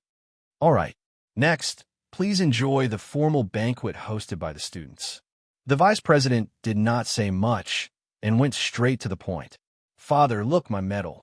Amy stuffed the medal into Meg's hand, and her little face was full of praise me. The base was gold, and the school's logo was engraved in red. The words Student Contribution Medal were not tacky, but there were 3 little silver stars engraved in the upper left corner, and there was a pin at the back that could be directly pinned to the collar. The design was quite good. Amy is so awesome. Meg smiled and patted her head. This little fellow had adapted to school life very well and was liked by her classmates. She was much better than he was back then. After all, he was liked by too many female classmates back then and became the public enemy of the male classmates. But Amy was different. Even Daphne was almost her little fangirl. Hee hee. Amy smiled happily, as if she was happier to be praised by Meg than to receive the medal. After the announcement of the children's performance began. Meg had not seen a performance like this ever since he graduated from elementary school. The children's performance was a little clumsy, and it was full of childish singing. Watching with Amy was quite interesting. Luna came over to remind Amy to get ready to go on stage. Amy stood up and looked at Meg seriously as she said, Father, I'm going backstage to prepare. You have to sit here obediently and watch my performance. I'll sit here obediently. Meg nodded with a smile. Amy, you can do it. Daphne clenched her little fists and encouraged. Remember to go up the stage from the side. Ignatsu reminded her softly. Amy nodded and followed Luna to the back of the stage. Uncle, what is Amy going to perform? Daphne asked Meg curiously. Yeah, she didn't even want to tell us. Ignatsu was also curious. She didn't tell me either, but we'll know in a while. Meg shook his head with a smile. It seemed that the little fellow was very good at keeping secrets.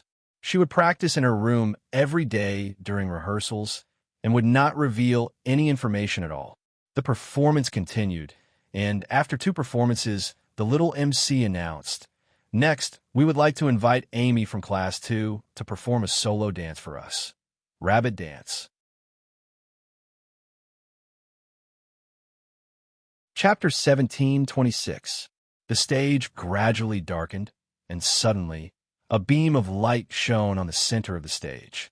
Amy, who was wearing a little white dress and a bunny-eared hat, appeared in front of everyone. The audience's eyes lit up. One adorable little girl. She looked like a little angel. Although it wasn't the first time they had seen her, they still couldn't help but want to go up and pinch her adorable little face.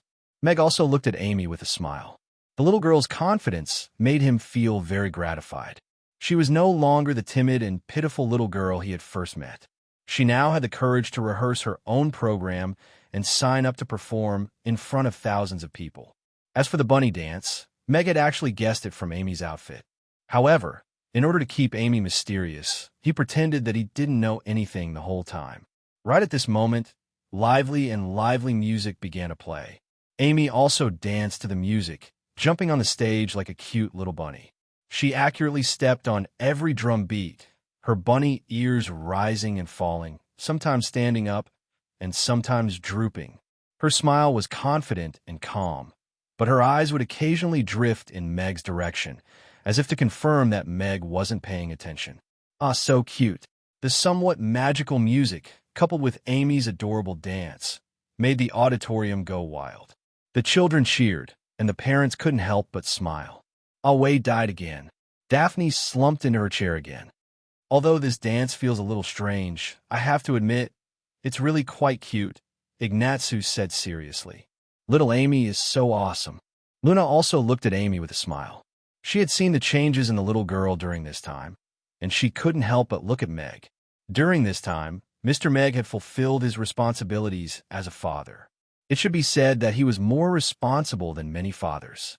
The short 4 minutes brought great joy to everyone. The music stopped, and Amy bowed slightly to the audience.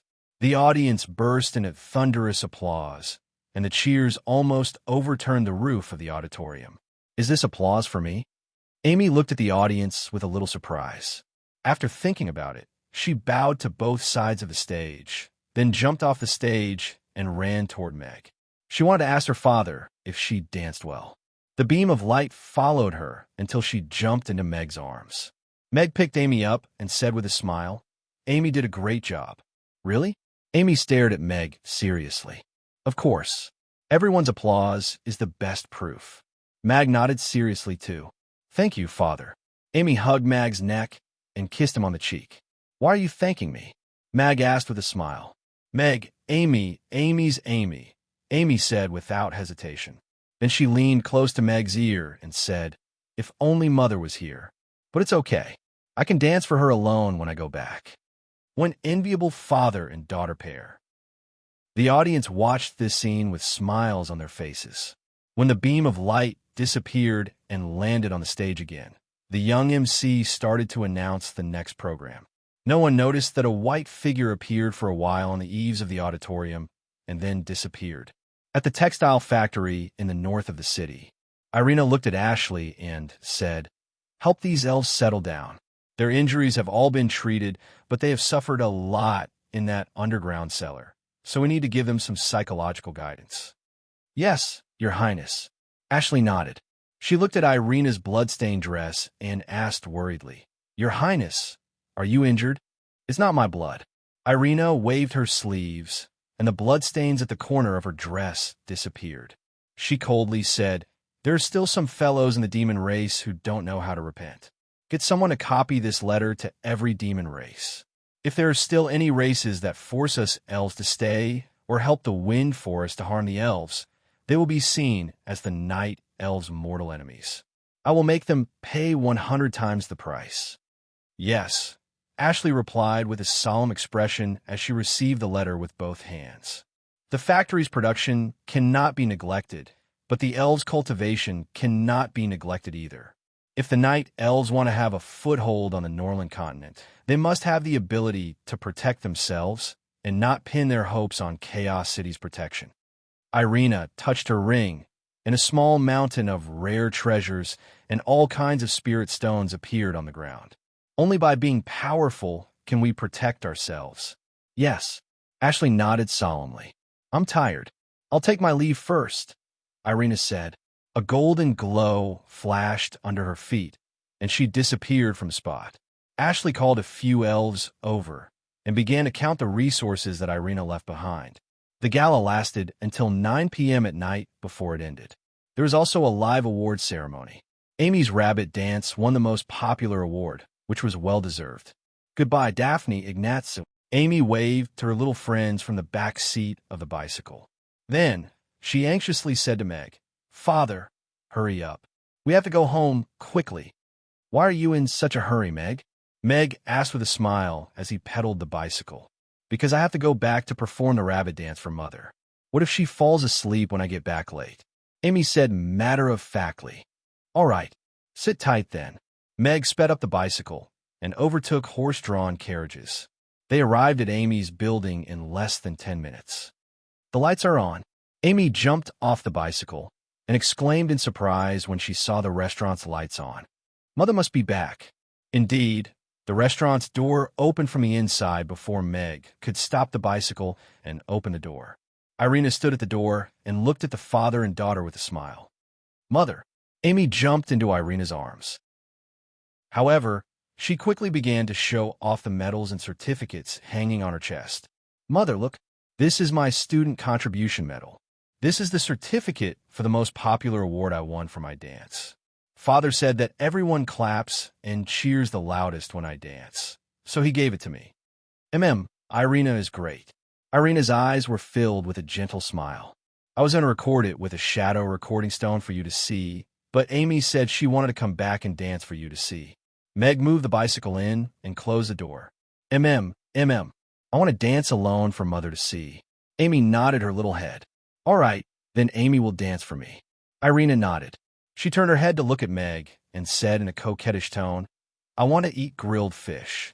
I'm hungry. Meg looked at the usually noble and cold Irina, looking at him coquettishly, and couldn't help but be a little stunned. After a while, he came back to his senses and nodded. All right, Irina, what do you want to eat? You did very well today. Father will satisfy whatever you want to eat. Amy thought seriously for a while and said, Then, I want to eat grilled mutton skewers and strawberry ice cream. All right, please wait a moment. Meg helped Amy move a table away and went straight into the kitchen. Chapter 17:27. Your Highness, I heard from them that His Highness the Second Prince will be representing the Roth Empire to attend the various races meeting in Chaos City in 2 days' time. Laura walked into the room with a plate of desserts as she looked at Vanessa, who was writing something seriously on the table. Chaos City. Vanessa stopped writing. She looked up at Laura and curiously asked, Isn't the peace conference starting in 10 days' time?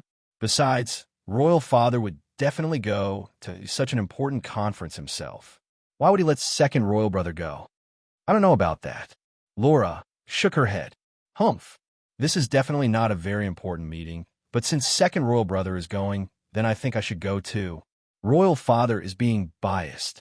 Vanessa put down her pen, stood up, and walked out. Your Highness, it's already so late. Where are you going? Laura quickly put down the desserts in her hand and followed her anxiously. I'm going to look for Royal Father. I want to go to Chaos City too. Every day feels like a year without hot pot, Vanessa said angrily. I'm afraid His Majesty has already gone to bed. You better not go. Laura tugged at Vanessa's sleeve gently.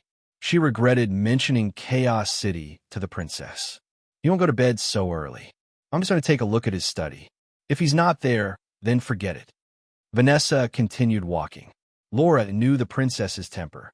She wasn't someone she could persuade easily, so she had no choice but to keep up with her.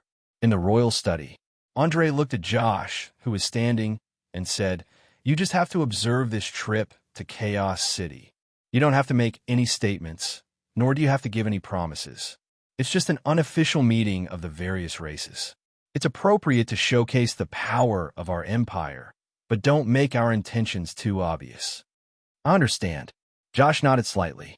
He hesitated for a moment before saying, What should I do if there are any contracts to be signed during the meeting? The peace conference is in 10 days' time. Any contracts should be discussed by the adults. It's not up to you to decide. Andre smirked disdainfully. Yes. Josh lowered his head as a strange red glow flashed across his eyes. Imperial Father, I want to go to Chaos City too. I want to go with second brother too. Just then, Vanessa's voice came from outside. Where did this lass get the news from? Andre laughed involuntarily and said to the people outside, Let the princess in.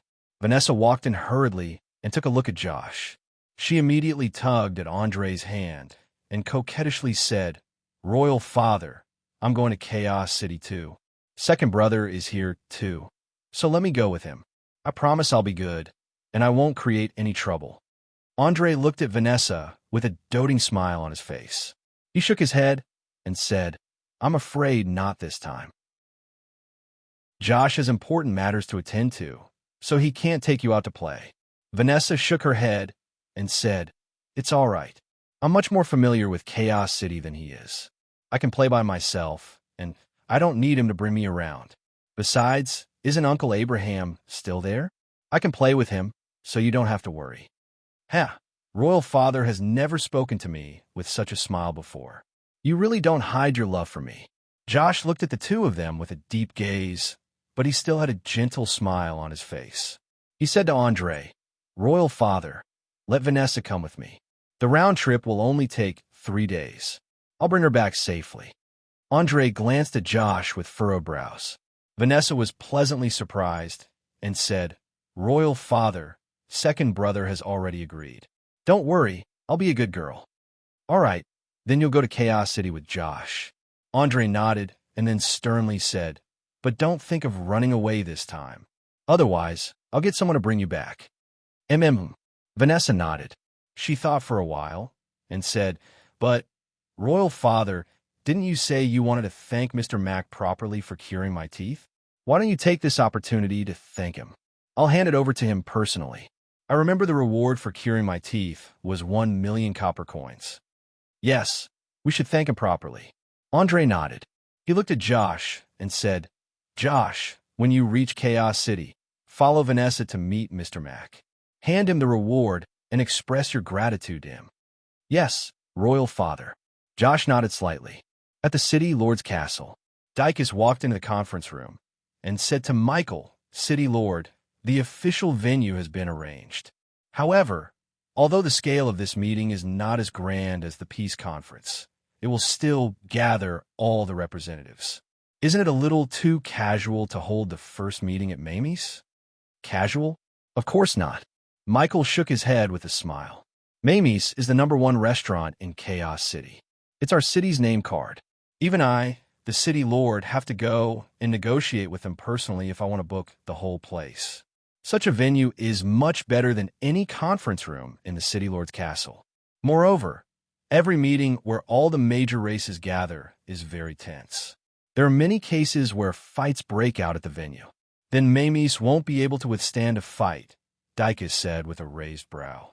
Mr. Mac's delicacies can soothe restless hearts and help all the representatives calm down quickly. This is a good start for the negotiation. This is also the reason why I chose Mamie's, Michael said with a smile. Then, please confirm the seating arrangements again. For example, how should the seating arrangements for the Night Elves and the Wind Forest be arranged? Amy's rabbit dance was praised by Irina. After supper, the little one quickly fell asleep in Meg's arms. Meg placed the little one back on the bed and went downstairs again. He got 2 glasses of beer and sat opposite Irina again. Michael came to find me this morning and said he wanted to book the whole place for the meeting, Meg said after taking a sip of beer. I know. The Night Elves have also received the invitation. Irina picked up a piece of fish and ate it. She was not surprised by Meg's news. The dragons intend to lead the world to maintain peace. This is a good thing. But this world is no longer easily led by the dragons. You should know better than me how powerful the Roth Empire is, Irina said to Meg as she raised her glass. Meg was silent. Even without him, the Roth Empire was still powerful enough to crush any other race apart from the dragons. The huge population had given birth to countless powerful knights and magic casters. They were also proficient in spell formations and cooperation. Coupled with the huge number of the Empire's iron cavalry, once a war broke out, the normal races would not be able to resist it. As long as Andre isn't stupid, he shouldn't lay his hands on the other races before getting rid of the great old ones. Meg shook his head with a smile. He then looked at Irina and said, the Wind Force should be sending people to participate in this negotiation, right? I'll kill whoever comes, Irina said calmly after taking a sip of beer. Chapter 1728. Due to the incident with the Great Old Ones, Amy was granted a holiday before the Chaos Academy's holidays after a negotiation between the Crassus and Julian. Amy, who had just woken up, sat up from the bed and looked at Meg in surprise as she said, in other words, from today onwards, I can sleep in at home every day. I don't have to go to school or to the potion shop, and I only have to play with Ugly Duckling at home? Yes, the holiday officially begins today. Meg looked at Amy with a smile. It seemed like this little fellow had also been looking forward to the winter holiday for a long time. That's great. Amy jumped up from the bed and kicked Ugly Duckling off the bed. She jumped on the bed for a while before jumping into Meg's arms. She looked up at him expectantly and said, I don't want to sleep in. I want to go and play with Jessica. Can I? Of course. Meg raised his hand and looked at his watch. However, if you want me to send you there, then you have to get up and wash up now before going downstairs to eat. Okay. Amy obediently let go of Meg's neck. She jumped off the bed and opened the wardrobe. She chose a white down jacket and a pair of cute white furry shoes for herself. She turned to look at Meg and said, Father, I want to wear these clothes and shoes today. I also want to comb my hair into 2 tails. No problem. Leave it to me. Meg nodded with a smile. Double ponytails and whatnot were simply hairstyles for him now. But, Father, where did Mother go? Why didn't I see her this morning? Amy asked curiously while combing her hair. She's been a little busy recently. She went out after a simple breakfast. Meg replied with a smile. Irina went to the Demon Islands yesterday and brought back a batch of elves. Oh, Amy nodded obediently and didn't ask any more questions. She changed the topic and talked about some of the interesting things that happened today. After breakfast, Meg sent Amy to Jessica's house on his bicycle. The two little fellows hadn't seen each other for a while, and they had endless things to talk about when they met. Meg gave Amy a few words of advice before riding off on his bicycle. "Where's my car? It was still here yesterday." Meg had just turned out of the alley on his bicycle when he heard a sharp and unbelievable voice. Mag turned his head sideways to take a look. A middle-aged man with greasy hair was scratching his hair with a melancholic expression. Not far away, there were 6 or 7 passers-by watching the show. "What car is it? Is it very pretty?" An old man teased him. "It's not pretty. It's very special. It's long and square. It's not something that ordinary people can have. Its license plate number is." The middle-aged man scratched his head anxiously and said with a sad face, "Why can't I remember? I'm so sad, so guilty, and so guilty." "Uncle, there's an ox cart draped in crocodile skin in the alley. Do you still remember that orc bro that George and I brought over a few days ago?" Harrison went straight to the point and asked the question that Mag wanted to ask. Meg nodded and asked with concern, "Yes. Is there any progress on their mutton restaurant? George and I have been running around for a few days. He said he couldn't steal your business in the Aiden Square, so he found a shop for him at the west side of the city. He's been busy with the renovation for the past 2 days." Harrison nodded with a smile and then took out a document from his pocket. "I'm here to talk to you about this.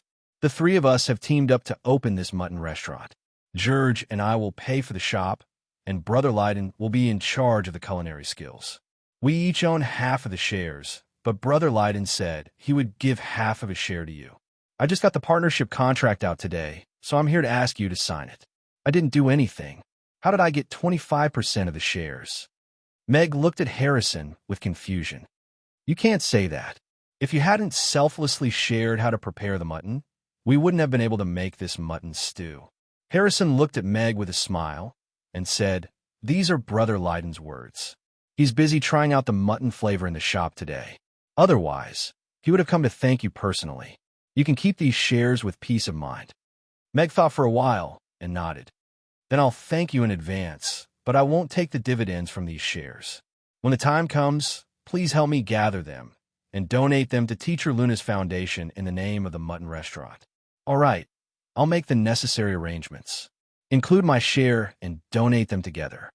Harrison nodded with a smile and praised, "I heard that Teacher is a practical person.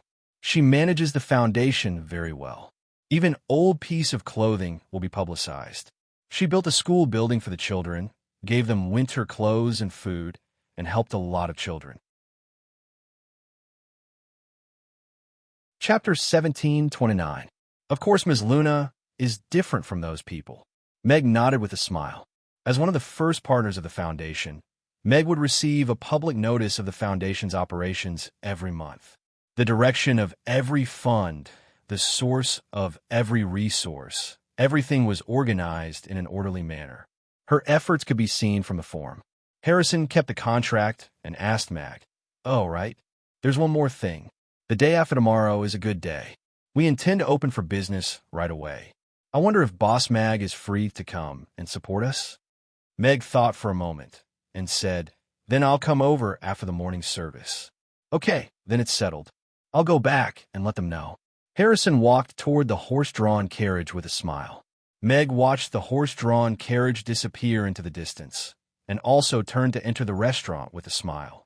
Harrison was someone who did not lack money. He did this purely out of kindness. However, it was also good. Half of the profits from this mutton restaurant would go to the foundation. It should be able to help many children. The restaurant was cleaned, and everyone left. Only Angela stayed. "Aren't you going back to the dormitory to rest?" Meg walked out of the kitchen with a pot of black tea. He was a little surprised to see Angela standing still in the restaurant. The morning work was very easy. "I'm not tired at all." Angela only felt that she was sitting opposite Meg.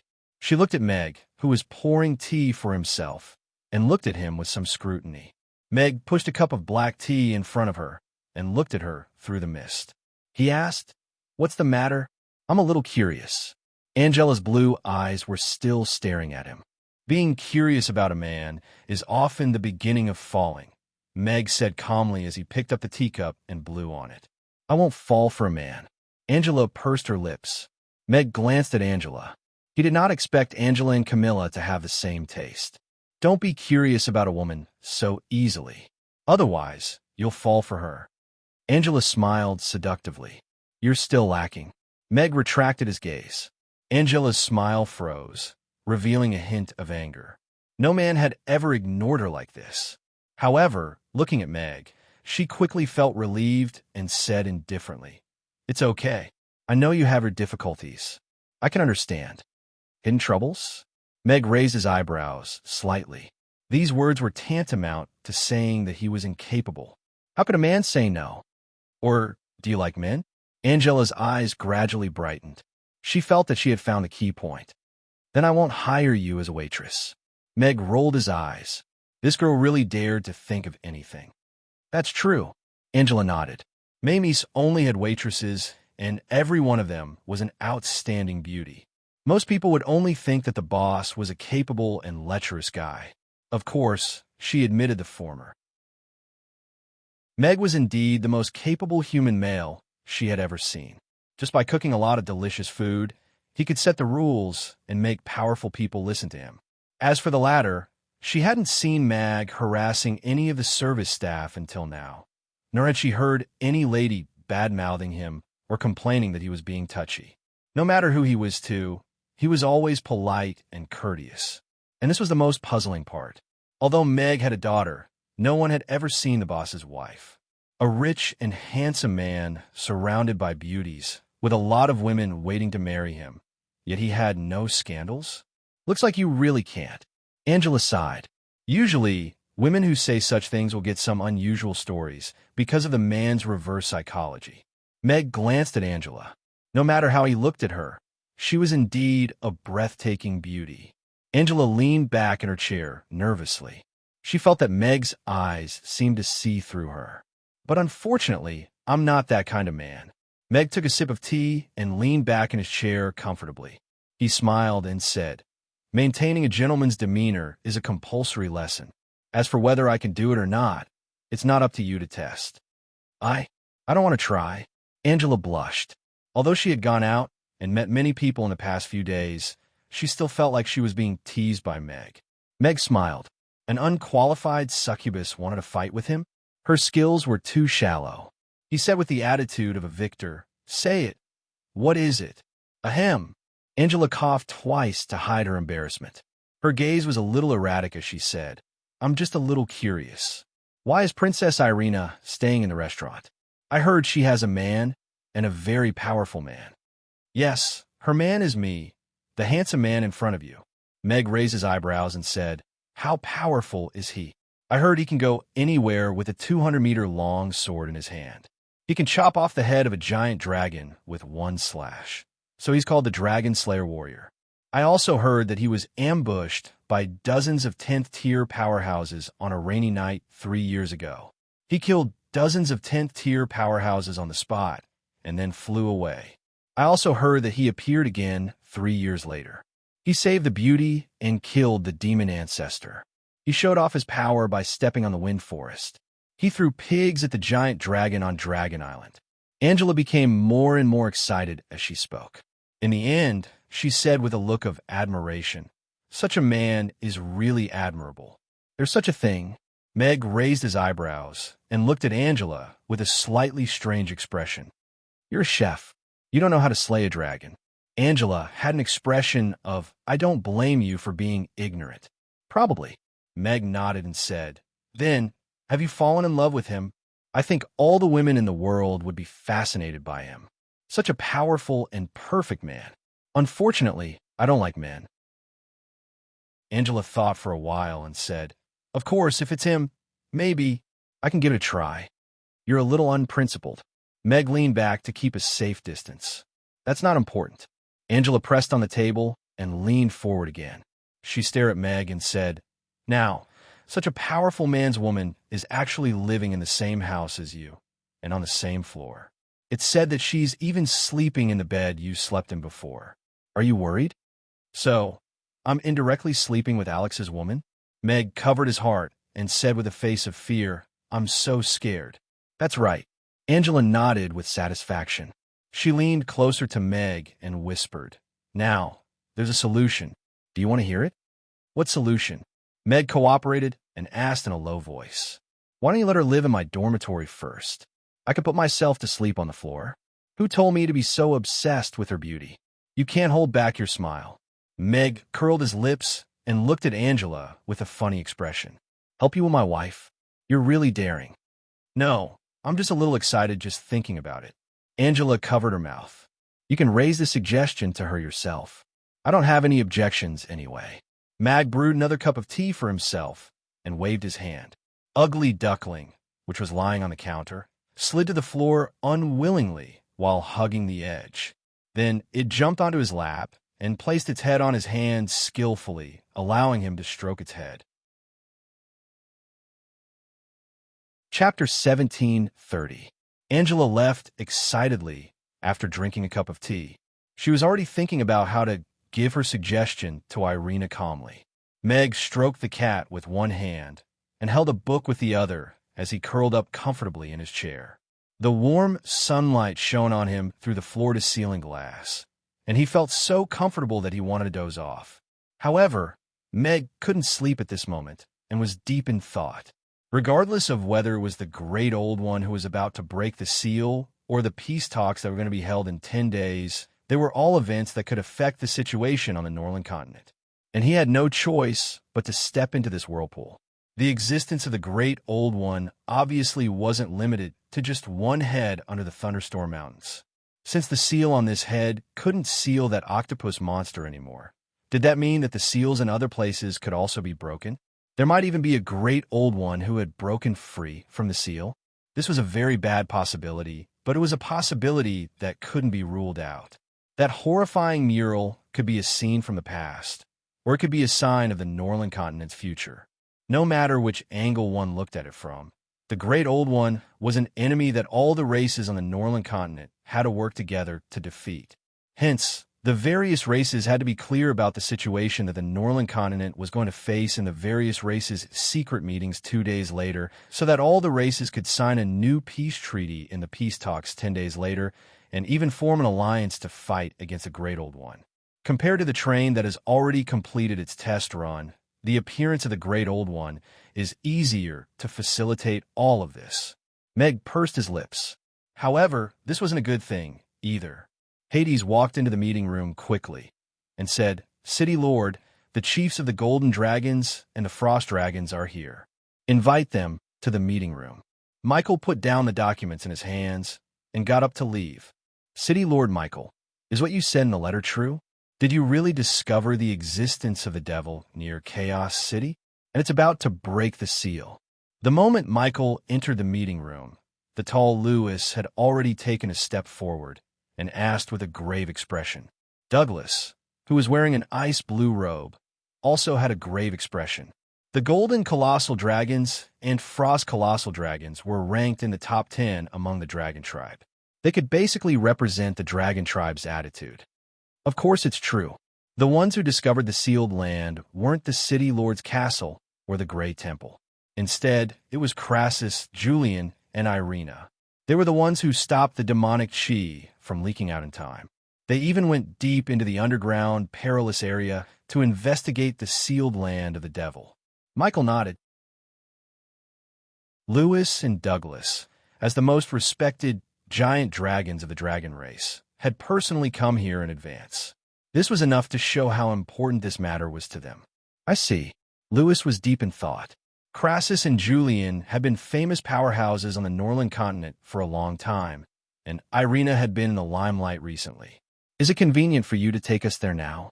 Douglas asked. "Sure." Novin and the rest are still trying to repair the spell formation, but the situation isn't optimistic. The spell formation masters in Chaos City aren't of much help, and we urgently need more spell formation masters. Follow me. Michael turned and walked out of the door. After a short while, a black Chelan flew out from the city lord's castle. Two giant dragons, one golden and one silver, rose into the sky after it and disappeared in the sky above Chaos City in the blink of an eye. The Great Temple had already taken over the area around the Thunderstorm Mountains. Anyone who tried to get close to or enter the mountains would be arrested and brought back. They would only be released after a strict investigation. Of course, there were also those who were thrown into jail directly.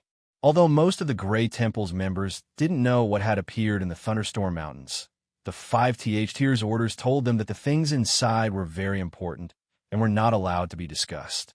Michael led Lewis and Douglas to the core area of the Thunderstorm Mountains. After showing his City Lord's token to the Grey Temple's members, he brought them into a concealment spell formation. "What a strong evil aura," Lewis said with a frown as he looked at the black hole that appeared on the ground. "It's an aura that can make even us feel threatened. It's very powerful." Douglas' expression also became very serious. He hadn't felt threatened for a long time, but now he felt like he was being surrounded by threats. "Let's go. You will be even more shocked later." Michael jumped into the hole first. Douglas and Lewis exchanged glances before jumping into the black hole as well. The descent lasted for a while. The deeper they went, the stronger the evil aura became. A layer of frost had already appeared on the surface of Douglas' body to isolate the evil aura, while Lewis's body was also emitting a faint golden light. Michael walked in front, and the two of them followed behind cautiously. This method of entering the underground was a little familiar to them. The situation was more troublesome than they had expected. The murals under the Golden Dragon Island had already given them enough warning, but this terrifying aura still caught them off guard. After passing through the long tunnel, a huge mural appeared in everyone's sight at the end of the tunnel. "It's the same mural," Lewis exclaimed. He looked at the horrifying mural that was exactly the same as the one under the Golden Dragon Island in disbelief. "Could that guy be sealed behind this mural?" Douglas asked with a solemn expression. "Yes." Michael nodded. He looked at Lewis and said, "I wonder if the great old overlords are also sealed behind a mural under the Golden Dragon Island?" Lewis frowned and shook his head. "A few days ago, I gathered over a dozen top powerhouses to look at the mural together, but I didn't discover any evil aura. But we haven't confirmed if there's another space behind the mural," Douglas added. "You mean there might be a devil seal behind every mural?" Lewis's brows were already tightly knitted together. "Or maybe half of it." Michael activated the stone door switch, and the stone door slowly opened to both sides. A terrifying octopus that was a few hundred meters tall suddenly pounced forward. The dark green mucus made it look like it had just crawled out of the sinful swamp. There were countless eyeballs on its body and tentacles that emitted a demonic red glow. Even with Lewis and Douglas' 10th tier strength and 1,000 years of age, they still took a few steps back subconsciously. The golden armor and frost armor were already activated, and they instantly entered battle mode. Bam! With a dull thud, that octopus monster crashed into the seal, causing the seal to tremble. However, it didn't break the seal in the end. TSK. So there are things that giant dragons are afraid of too. Crassus walked out of the door with his hands behind his back and chuckled at the two of them. Bookhouse Reading Website. Chapter 1731. Being wary of an unknown and powerful existence can indeed be called fear, Douglas said calmly. "Seems like you want to fight again?" Lewis looked at Crassus with an unfriendly expression. "Why? Is the big golden dragon still thinking about burning your dragon tail back then?" Crassus looked at Lewis mockingly. "Who asked you to trespass the Magus Tower's no-fly zone back then? According to what you dragons say, that's my absolute territory." "Oomph," Lewis snorted. Michael stood between the two of them and pointed at the octopus monster in the seal and said, "Everyone, the enemy is right in front of us.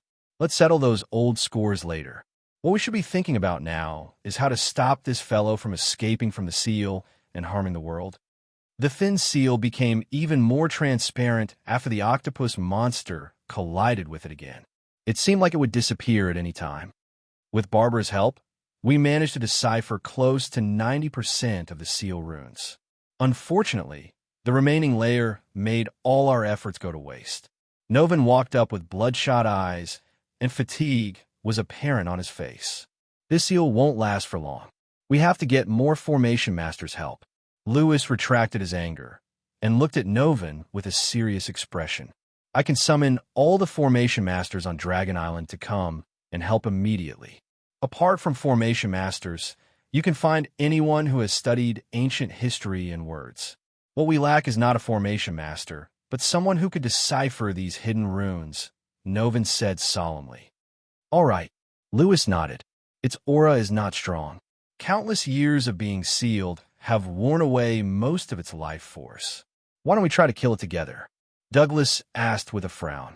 You can try, Julian said in a hoarse voice as he looked at him. Let's try. Douglas stepped forward with his crystal armor on. His aura increased with every step he took. When he took the last step into the seal, his aura had already climbed to the pinnacle of 10th tier. He then activated his frost domain, and ice instantly froze the sealed area. Sharp icicles pierced toward the slightly dispirited octopus monster from all directions, wanting to kill it in one hit. Douglas's eyes widened. At this moment, the countless eyes of the octopus monster that had slumped into a pile after colliding with the seal suddenly lit up with a red glow. Countless tentacles waved and smashed the icicles that were piercing towards it into shards. Dozens of tentacles wrapped around Douglas, and wherever they passed, the ice and frost would melt, unable to obstruct those tentacles at all. A powerful pressure pressed down on Douglas, and at the same time, a low and terrifying whisper sounded. Douglas was stunned on the spot. He stared blankly at the tentacles that were surging toward him. He also fell for it. Crassus smiled, but his actions were not messed up at all.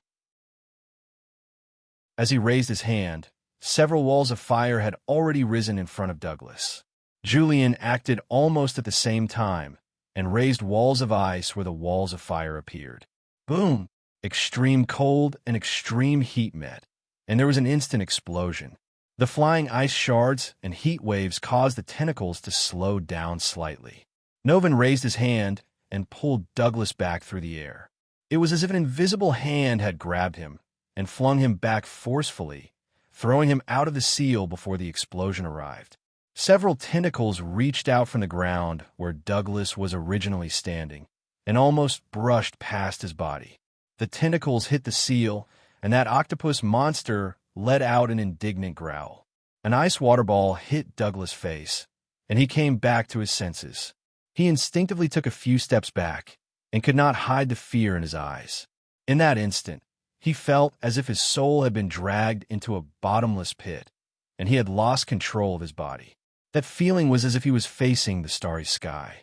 Even with his 1,000 years of experience, he still felt that he was insignificant.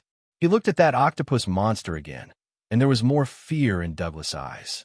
His throat moved, and he said in a hoarse voice, "Its power is far beyond our imagination. If killing it was an easy task, we would have done it long ago. It would not be your turn." Crassus pursed his lips. Apart from having a terrifying attack power, it can also easily bewitch people.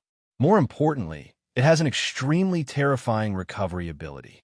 Its damaged tentacles have completely recovered, and its aura did not weaken during this process, Lewis said with a serious expression.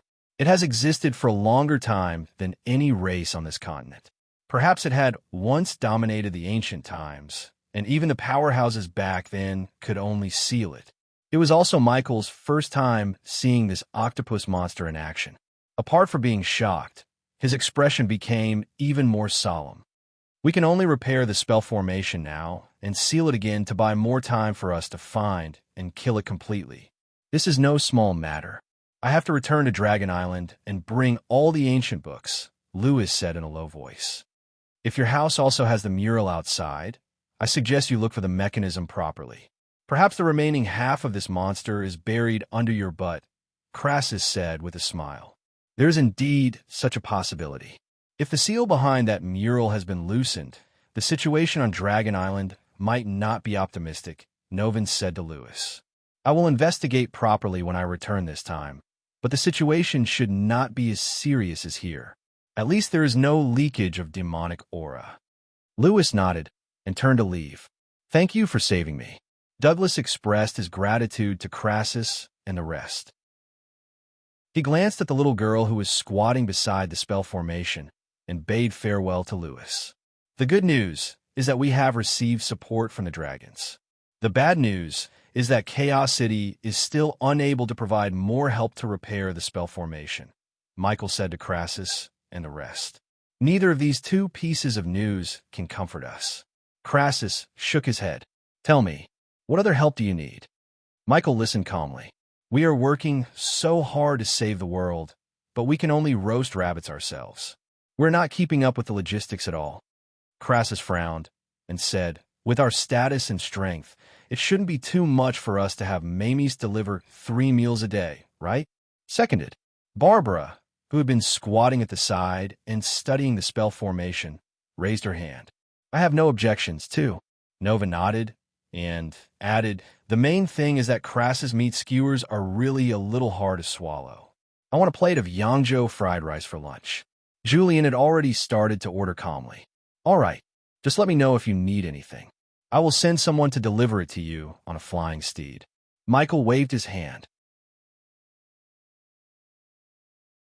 Chapter 1732. On the first day of the holiday, Amy played the whole day at Jessica's house before returning home in satisfaction. I'm so happy today. It feels great to have a holiday. Amy was eating ice cream as she looked at Meg, who was preparing dinner for everyone, with a happy smile on her little face. There's still a long holiday ahead. Meg smiled. Children are probably the happiest. They didn't have to worry about the threat of the great old ones, and were happy about the early holiday. That's great. I'm going to look for Big Sister Cece to play tomorrow. The day after tomorrow, I'm going to look for Daphne and Ignatsu to play. Amy had already started to plan her holiday with her fingers. All right, then I'll be responsible for sending you to various places.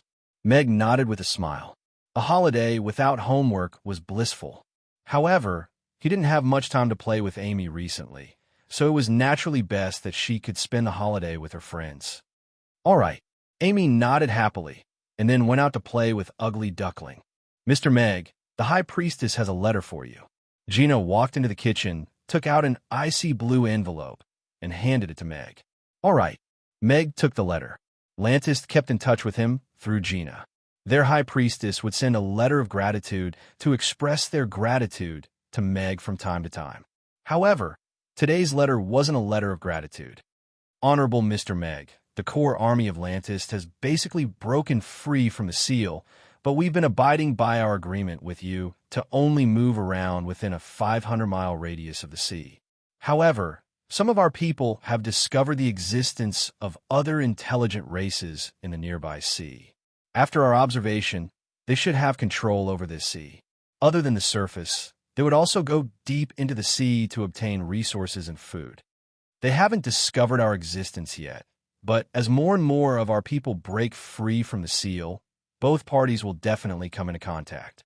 According to what you said, Lantis is unknown to the world, and our sudden appearance might cause panic and misunderstanding among the other races. Therefore, I would like to ask Mr. Meg, how should we handle this? Should we head deeper into the sea, or try to make contact with the outside world?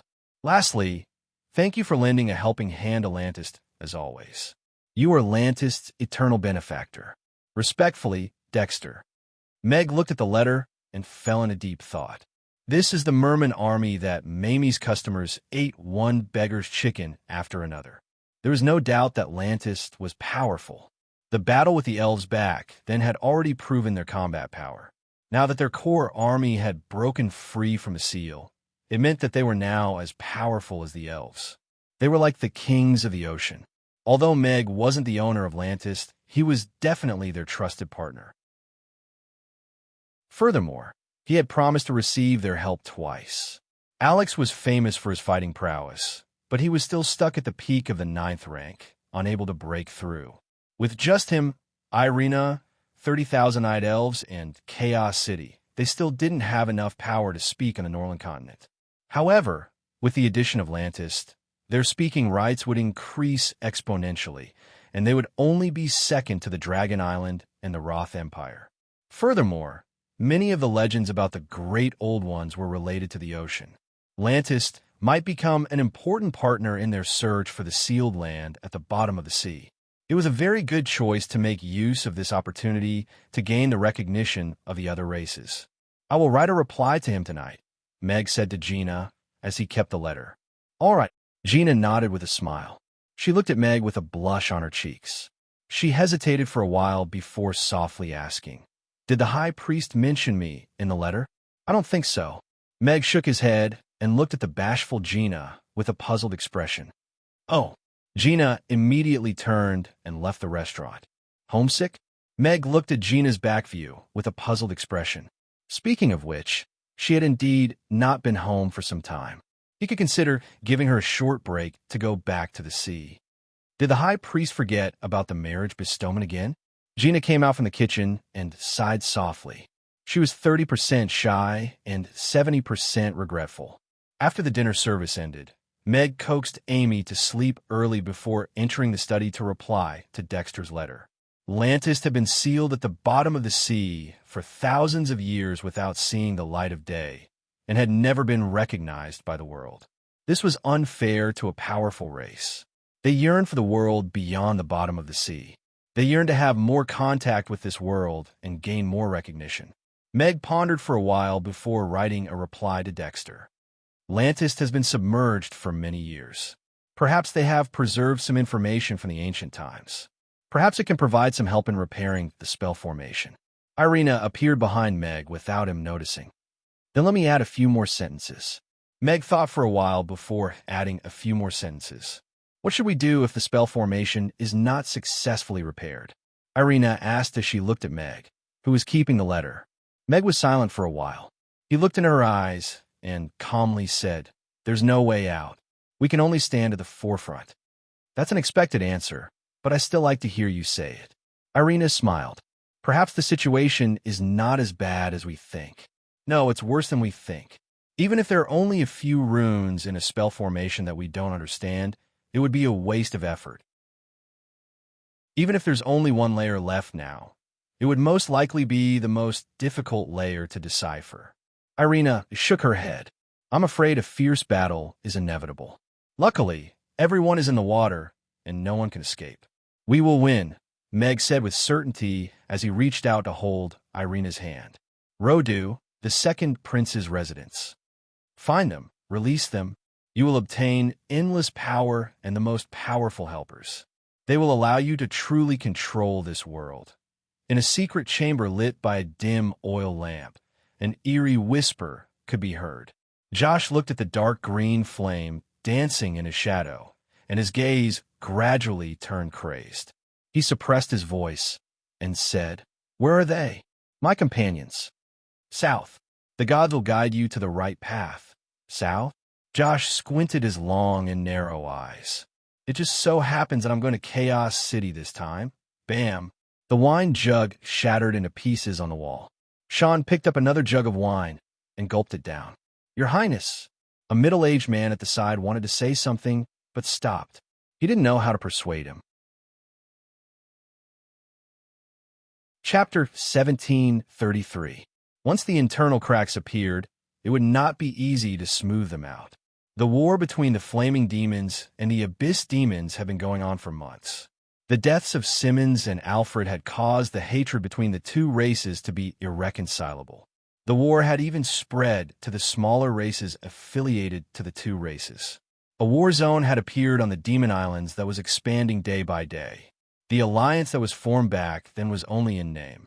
The various races on the Demon Islands were in a state of mutual distrust. How to resolve the internal conflicts on the islands had become a headache for the various races. Once they could not form an alliance, any of the demon races would not have any advantage over the external forces. They would not be able to start a war with the external forces. The two hooligans who wanted to fight started fighting among themselves. That saved them the trouble of hurting other people. I just don't know how the two idiots, Simmons and Alfred, managed to kill each other so thoroughly. At the end of the long table in the castle's dining hall, Dracula, who was dressed in a black suit and had neatly combed hair, was holding a crystal glass with 2 fingers. He gently swirled the scarlet red wine in the glass as he teased them. This is not a good thing for the Demon Islands. The peace conference will be held in a few days. Our right to speak will be reduced because of this, Maynard said solemnly. I think it's pretty good. When a bunch of warmongers try to represent the demons, that's the real tragedy of the Demon Islands. Dracula took a sip of red wine and smiled. With the strength of the vampires, we could have a bigger territory. Maynard looked at Dracula. You can say that to our patriarch. He always thought that the vampires did not need more territory, Dracula said nonchalantly. You are the patriarch of the vampires now. As long as you agree, I agree with the patriarch very much. The vampires have enough territory now. We don't have to accompany a bunch of fools and use the lives of our people to exchange for useless land, Dracula said with a nod. Dracula, that is not some useless land. It represents the prosperity of the vampires. Since you have obtained the patriarch's bloodline, you should take up the responsibility of a patriarch. You should lead the vampires to a stronger future, Maynard said as he looked at Dracula with disappointment. Dracula placed the glass on the table and said with a mocking smile, Maynard, I respect you as my elder brother, so I'll call you Big Brother. But since you already know that I am one of the ancestors of the vampires, what identity are you using to order me around? The chief of the vampire clan? Or is it your so-called racial justice? You? Maynard choked. He looked at Dracula's flushed face, but he didn't know how to retort. The vampire primogenitor had a high status in the clan and was a special existence that was above the clan leader. Other than the dead Giles, the other elder would only appear on important occasions. Dracula, on the other hand, had broken through the bloodline limit and obtained the ancestral bloodline inheritance from Giles. He had become the new vampire ancestor, and his status was already above his own. I know that Giles once promised you that he would pass the ancestral bloodline to you, but you've been the chief for so many years. Don't you know that the ancestral bloodline can't be passed down just like that? Dracula stood up with his wine glass in his hand. Also, I will be going to Chaos City to attend this conference. I could take the opportunity to meet my good niece. After saying that, Dracula disappeared from the restaurant along with the black fog. Bastard! Maynard slammed his fist on the wall and growled. Obtaining the ancestral bloodline could increase one's lifespan by at least 500 years, and one's power would be far above ordinary 10th-tier vampires. However, such an opportunity was snatched away by the lazy Dracula and ruined his long-planned plan. The August tribe.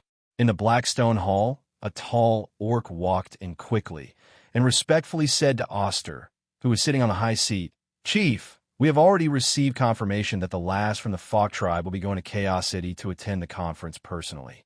Rex might be staying in the tribe, so this is a good opportunity for us to kill her. It is indeed a rare opportunity. Oster revealed a sinister smile.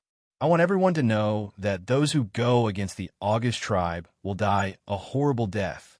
Chief, killing the chief of the Falk tribe now might cause some negative reactions. I'm afraid everyone will link it to us, an orc persuaded. That's exactly the effect I want. I want to warn those fellows who are trying to go against the August tribe to be more obedient and follow us to conquer the world. Otherwise, they will end up like the Falk tribe, Oster said with a sinister smile. Oster sneered with a sinister expression. Send out the most elite black falcons. I don't want to see her in Chaos City. Yes. The orc who came in to report the news answered, and quickly left. Are you sure you don't need me to go with you? Rex asked Connie, who was checking the local specialties for her friends. Really? Master, you can stay in the tribe and look after the house. I'm fine going alone. Connie waved her hand nonchalantly. She picked up a bag of dried fruits and checked it before putting it down again. Besides, didn't you say that I'm the best at stealth apart from you? No one knows assassination better than me, so you don't have to worry at all. I'm not worried about that. Rex looked at Connie helplessly. I'm worried that you're going in the wrong direction. Connie blushed. She coughed and said, Don't worry. I'll ride a flying mount that knows the way to Chaos City. I guarantee that I'll reach there safely. I hope so. Rex nodded in disbelief. Then, I'll set off early tomorrow morning. I won't disturb your sleep, Master. Connie couldn't hide her smile anymore. I can't wait to go back to the restaurant for a big meal. The next afternoon, over 10 orcs riding on the backs of giant black eagles stood on a cliff. They stretched their necks and looked to the north with bewilderment. Didn't the intelligence say that she set off early in the morning? This is the only way to go from the Fok tribe to Chaos City. Our Black Eagle flying knights are everywhere along the way. She can't be missed. Even if she's riding on the slowest carrier pigeon, she should be here by now, right? Why isn't there any movement at all? The orcs were discussing softly. They didn't know what the situation was and didn't know if they should retreat or continue to defend. Sisters, your chief is back. On the other side, Connie had already knocked on Mamie's door and dashed into the restaurant happily with bags of various sizes. It's better to come at the right time than early. I'm just in time for lunch. Connie's eyes lit up when she saw the table full of dishes. She smiled at Meg and said, "Boss, do you mind adding a pair of chopsticks?"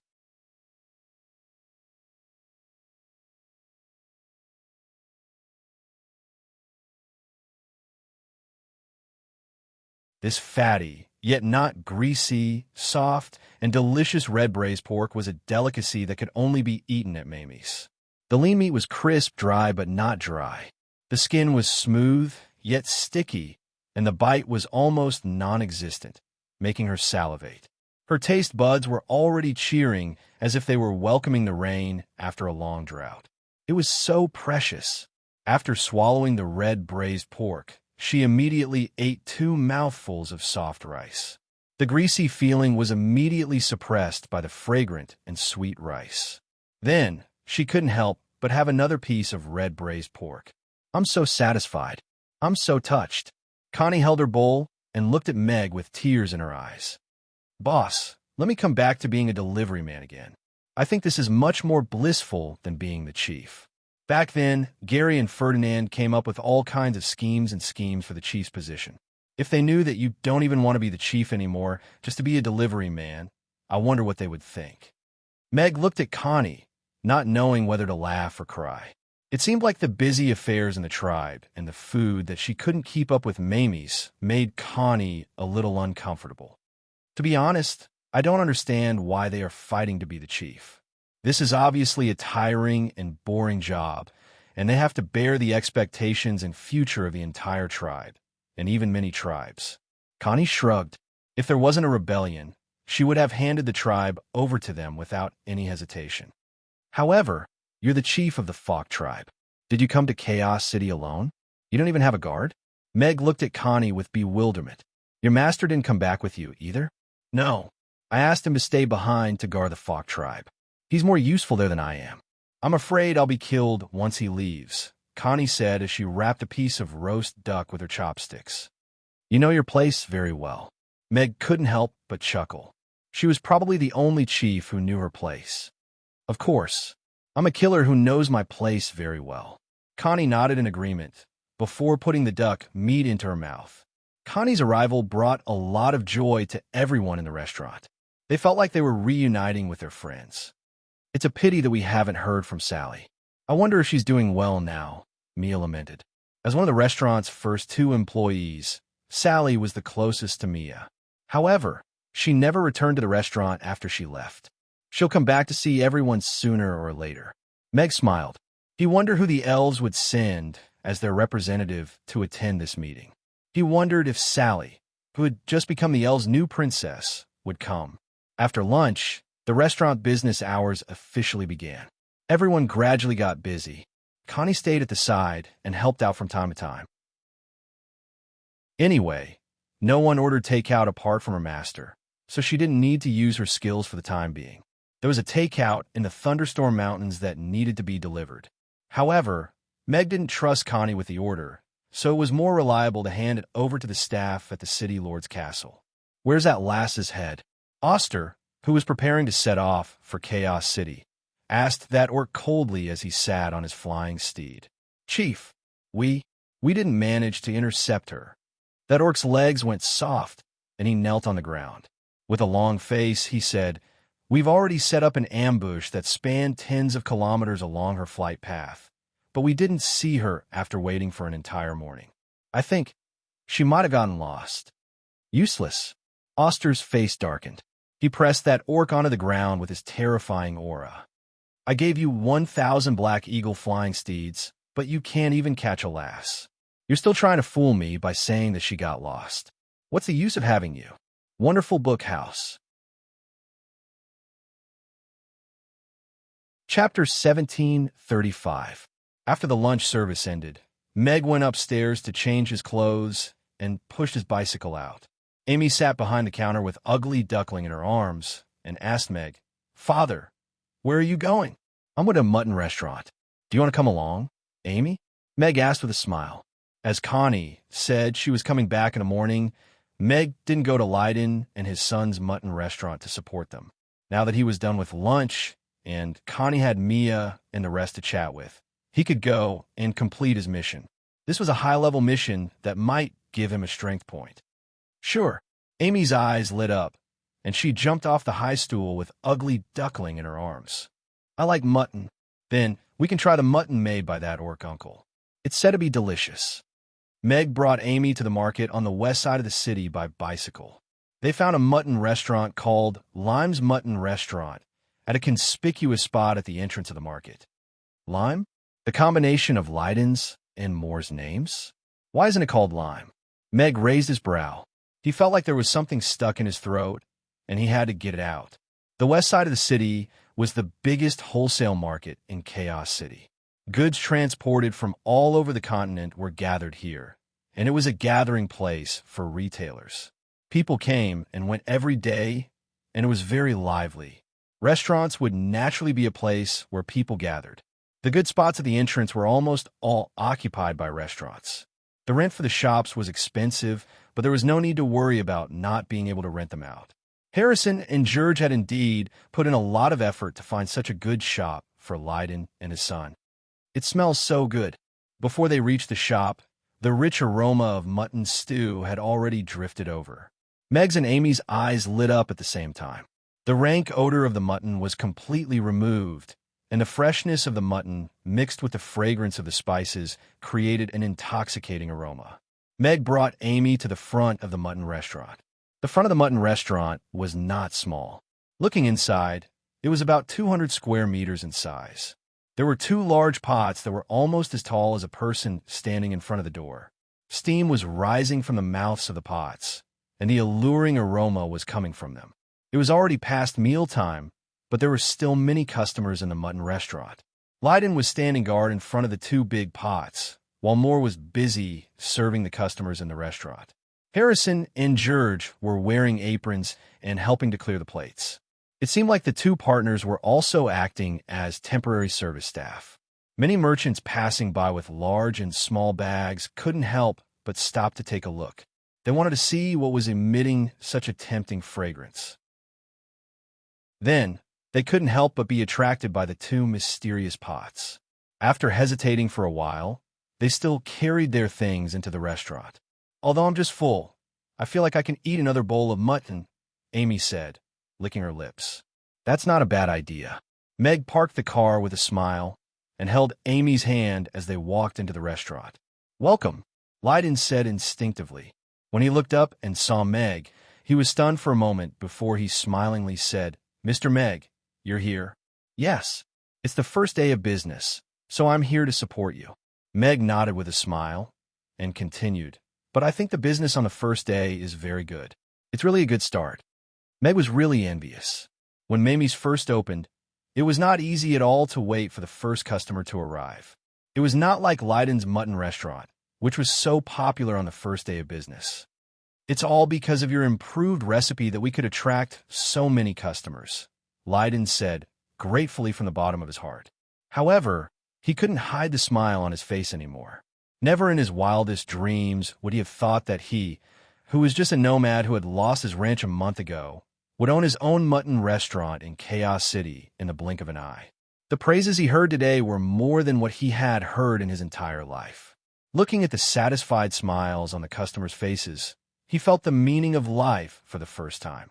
And all of this was thanks to Harrison and George, as well as Mag, who was a generous person who was willing to share with them. Mr. Mac, I thought you were so busy today that you forgot about the opening of our restaurant. We were so busy this afternoon. Harrison came over with a hint of resentment. When he saw Amy, he immediately put on a smile and said, "Little boss is here too. We're a rare guest." "Hello, Uncle Blue Fatty." Amy nodded politely, but her gaze was completely attracted by the two big pots of mutton stew.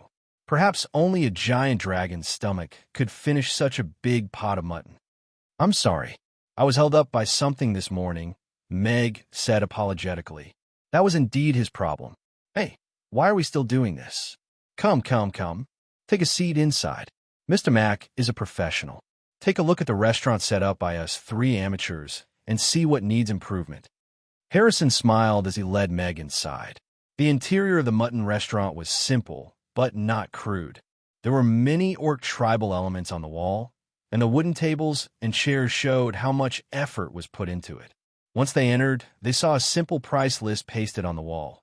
Mutton stew, 30 copper coins for a small bowl, 50 copper coins for a big bowl, side dishes, and sugar water for yourself.